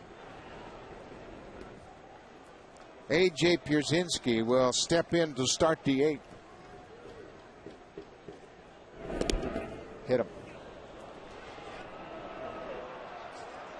It didn't. I don't know. He's what not happened. signaling. You know, it didn't look like it hit him. He faked it, and now he's going to go to first base. And John Buck is going to say, "Wait a minute, that didn't hit him." And Cito's going to come out and talk to the crew chief, Tim McClellan, and say, "Hold on a second, let's get a little help here." Yeah, and it might have been a fact where John Buck just had it go off his glove, but Pierzynski, I don't know how you react that quickly if you don't get hit.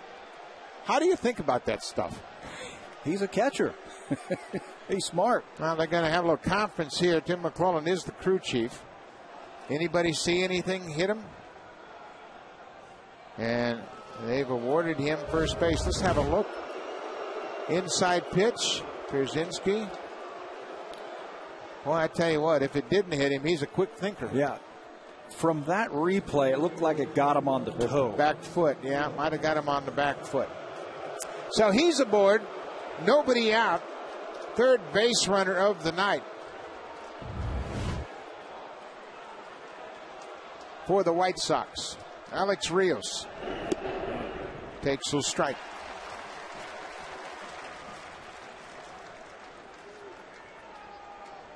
Rios is the only White Sox batter not to strike out.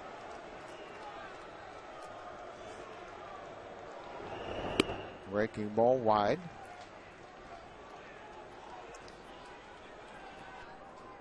A ball and a strike on the White Sox center field. Top of the 8th inning. Blue Jays lead it 4-0.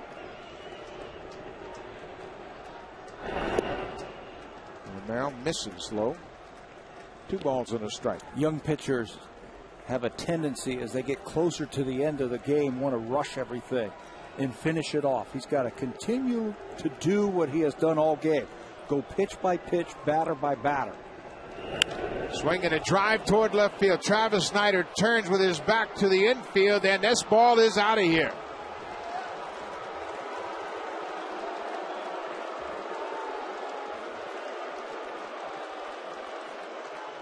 First hit allowed by Ricky Romero is a 2-run home run to Alex Rios.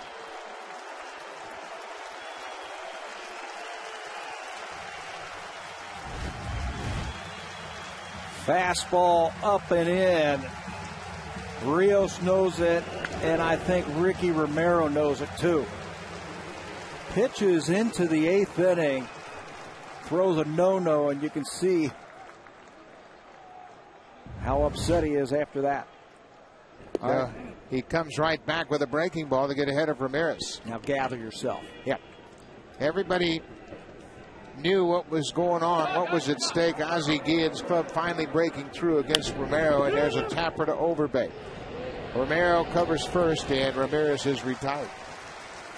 Ricky Romero takes a no-hitter into the 8th inning.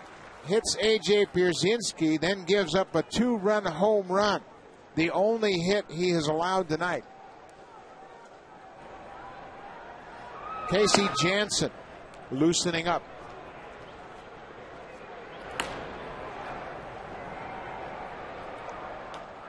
Nobody was moving in that pen until the Sox got a hit.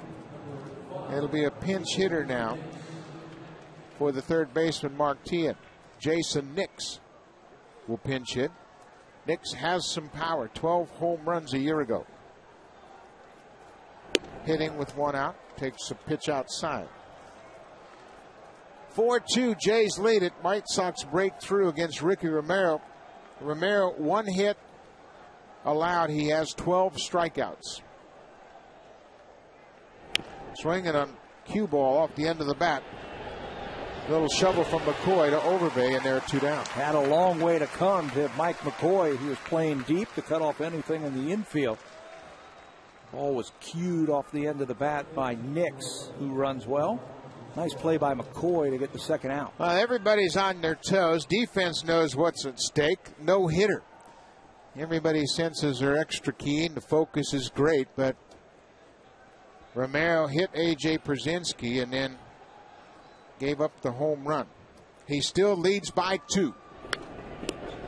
Omar Vizquel swings at the first pitch. Vizquel a strikeout victim twice tonight. Phenomenally economical. The only blip was the 4th inning when he had 21 pitches. Considering all the strikeouts, that is phenomenal. Weak swing and a grounder to short. Gonzalez, Overbay. Vizquel's retired. Ricky Romero loses the no-hit bid on a home run to Alex Rios, but he still leads it 4-2.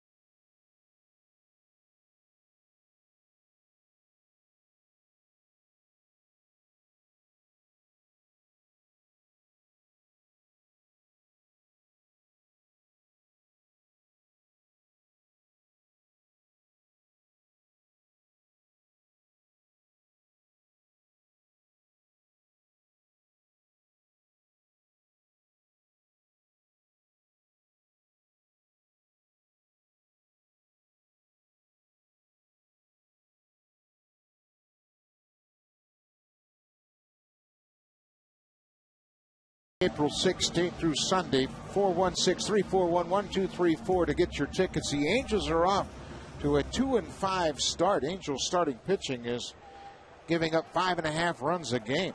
They are really scuffling early in the season. Hideki Matsui is one of the few hot players they have. He's off to a good start with the Angels.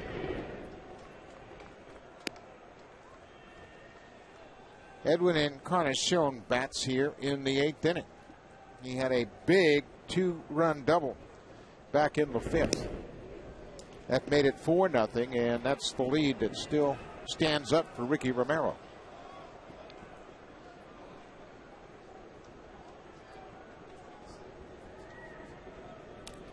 Scott Linebrink in his 2nd inning of relief.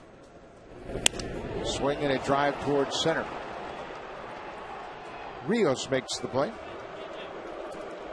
Let's check in with Sam Cosentino. Buck, we have an injury update for you. Dirk Hayhurst and Scott Richmond nowhere close to being ready. Jesse Litch, the very earliest, would be the 1st of June. Sean Hill, who's been forgotten about in all this, 2 weeks after that. We probably won't see those guys till later. And maybe one of the most important is Dustin McGowan. He has not started throwing since he was shut down back in spring training. Being extra conservative with him right now, there is no timetable set for his return at this point. That's a tough break because Dustin McGowan at the start of spring was throwing very well.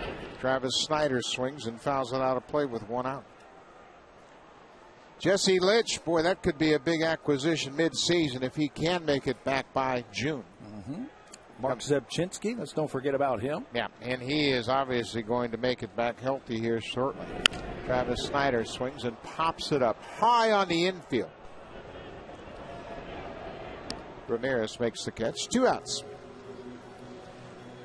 Jason Nix came on as the pinch hitter. He hit for the 3rd baseman. He takes over at second, his natural position. And with that, Omar Vizquel moves from 2nd to 3rd defensively. We are seeing more and more teams go to these super utility players. The White Sox have a couple of them.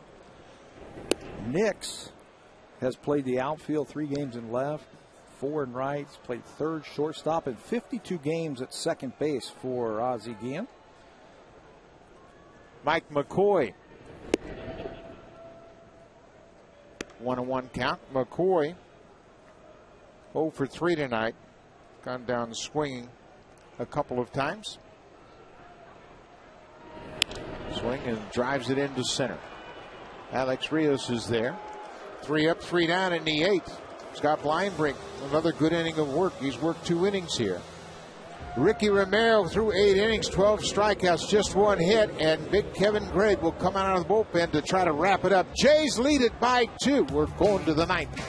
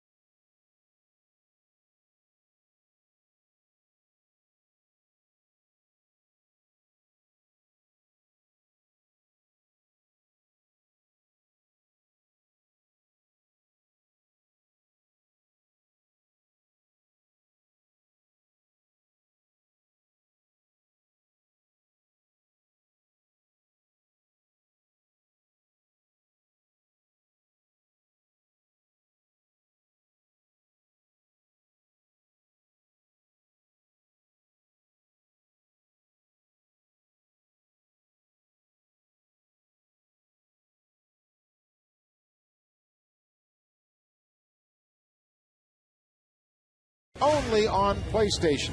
And what a line it is for Ricky Romero. He ties his career high in innings with 8. He gives up just the 1 hit. That was the home run to Rios, and sets a new personal best in strikeouts with 12. He will now give way for Kevin Gregg, who is coming in. This will be his 4th game of the season. 2 for 2 in save opportunities this year.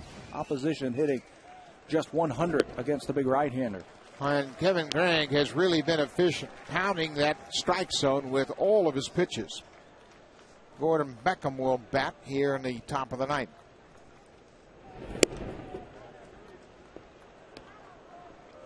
Beckham is 0 for 3. He struck out once against Ricky Romero.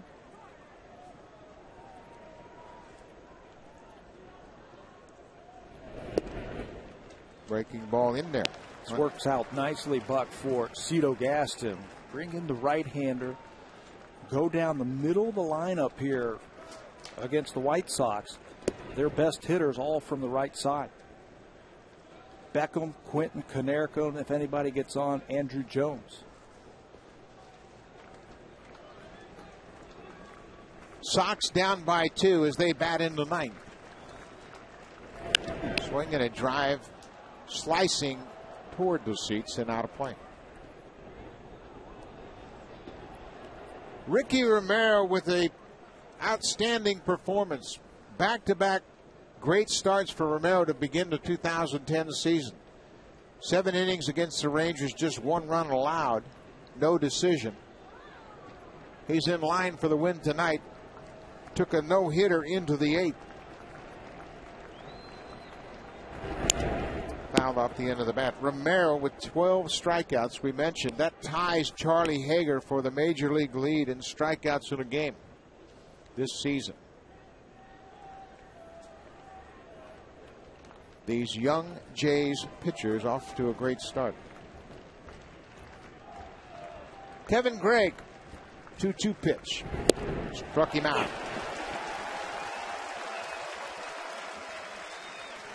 Commentator clothing provided in part by Z Zenya. Statistical information provided by Stats Inc. The stats tonight have been strikeouts.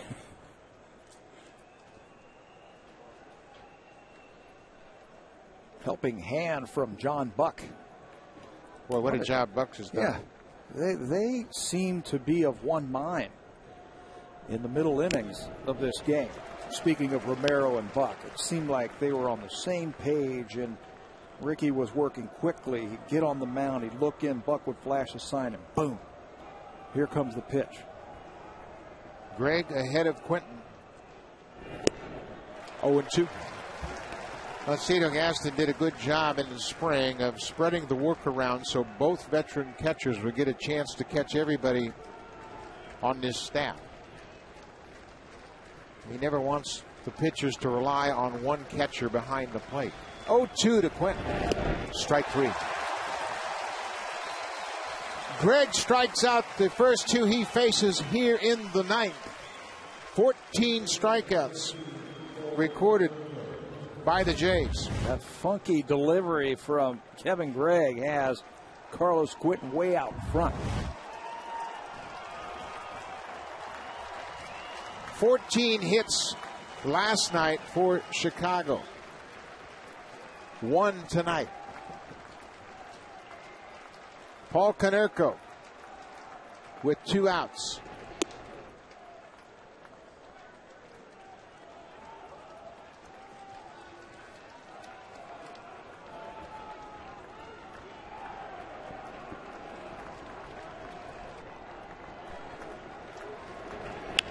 Swinging a grounder right side. Overbay will take it himself. And Kevin Gregg picks up his 3rd save of the season. A 1-2-3 9th inning. And saves it for Ricky Romero. Blue Jays with a big bounce back win. They win it 4-2 after dropping a tough one last night, 8-7 in 11. Just what the doctor ordered. When you have those games like last night, they can be heartbreaking. What you need, your starting pitcher to come out and dominate. And that's exactly what Romero did here tonight. Well, Vernon Wells with another RBI, but tonight it was all about Ricky Romero. He wins his first game of the season 4-2 and strikes out 12.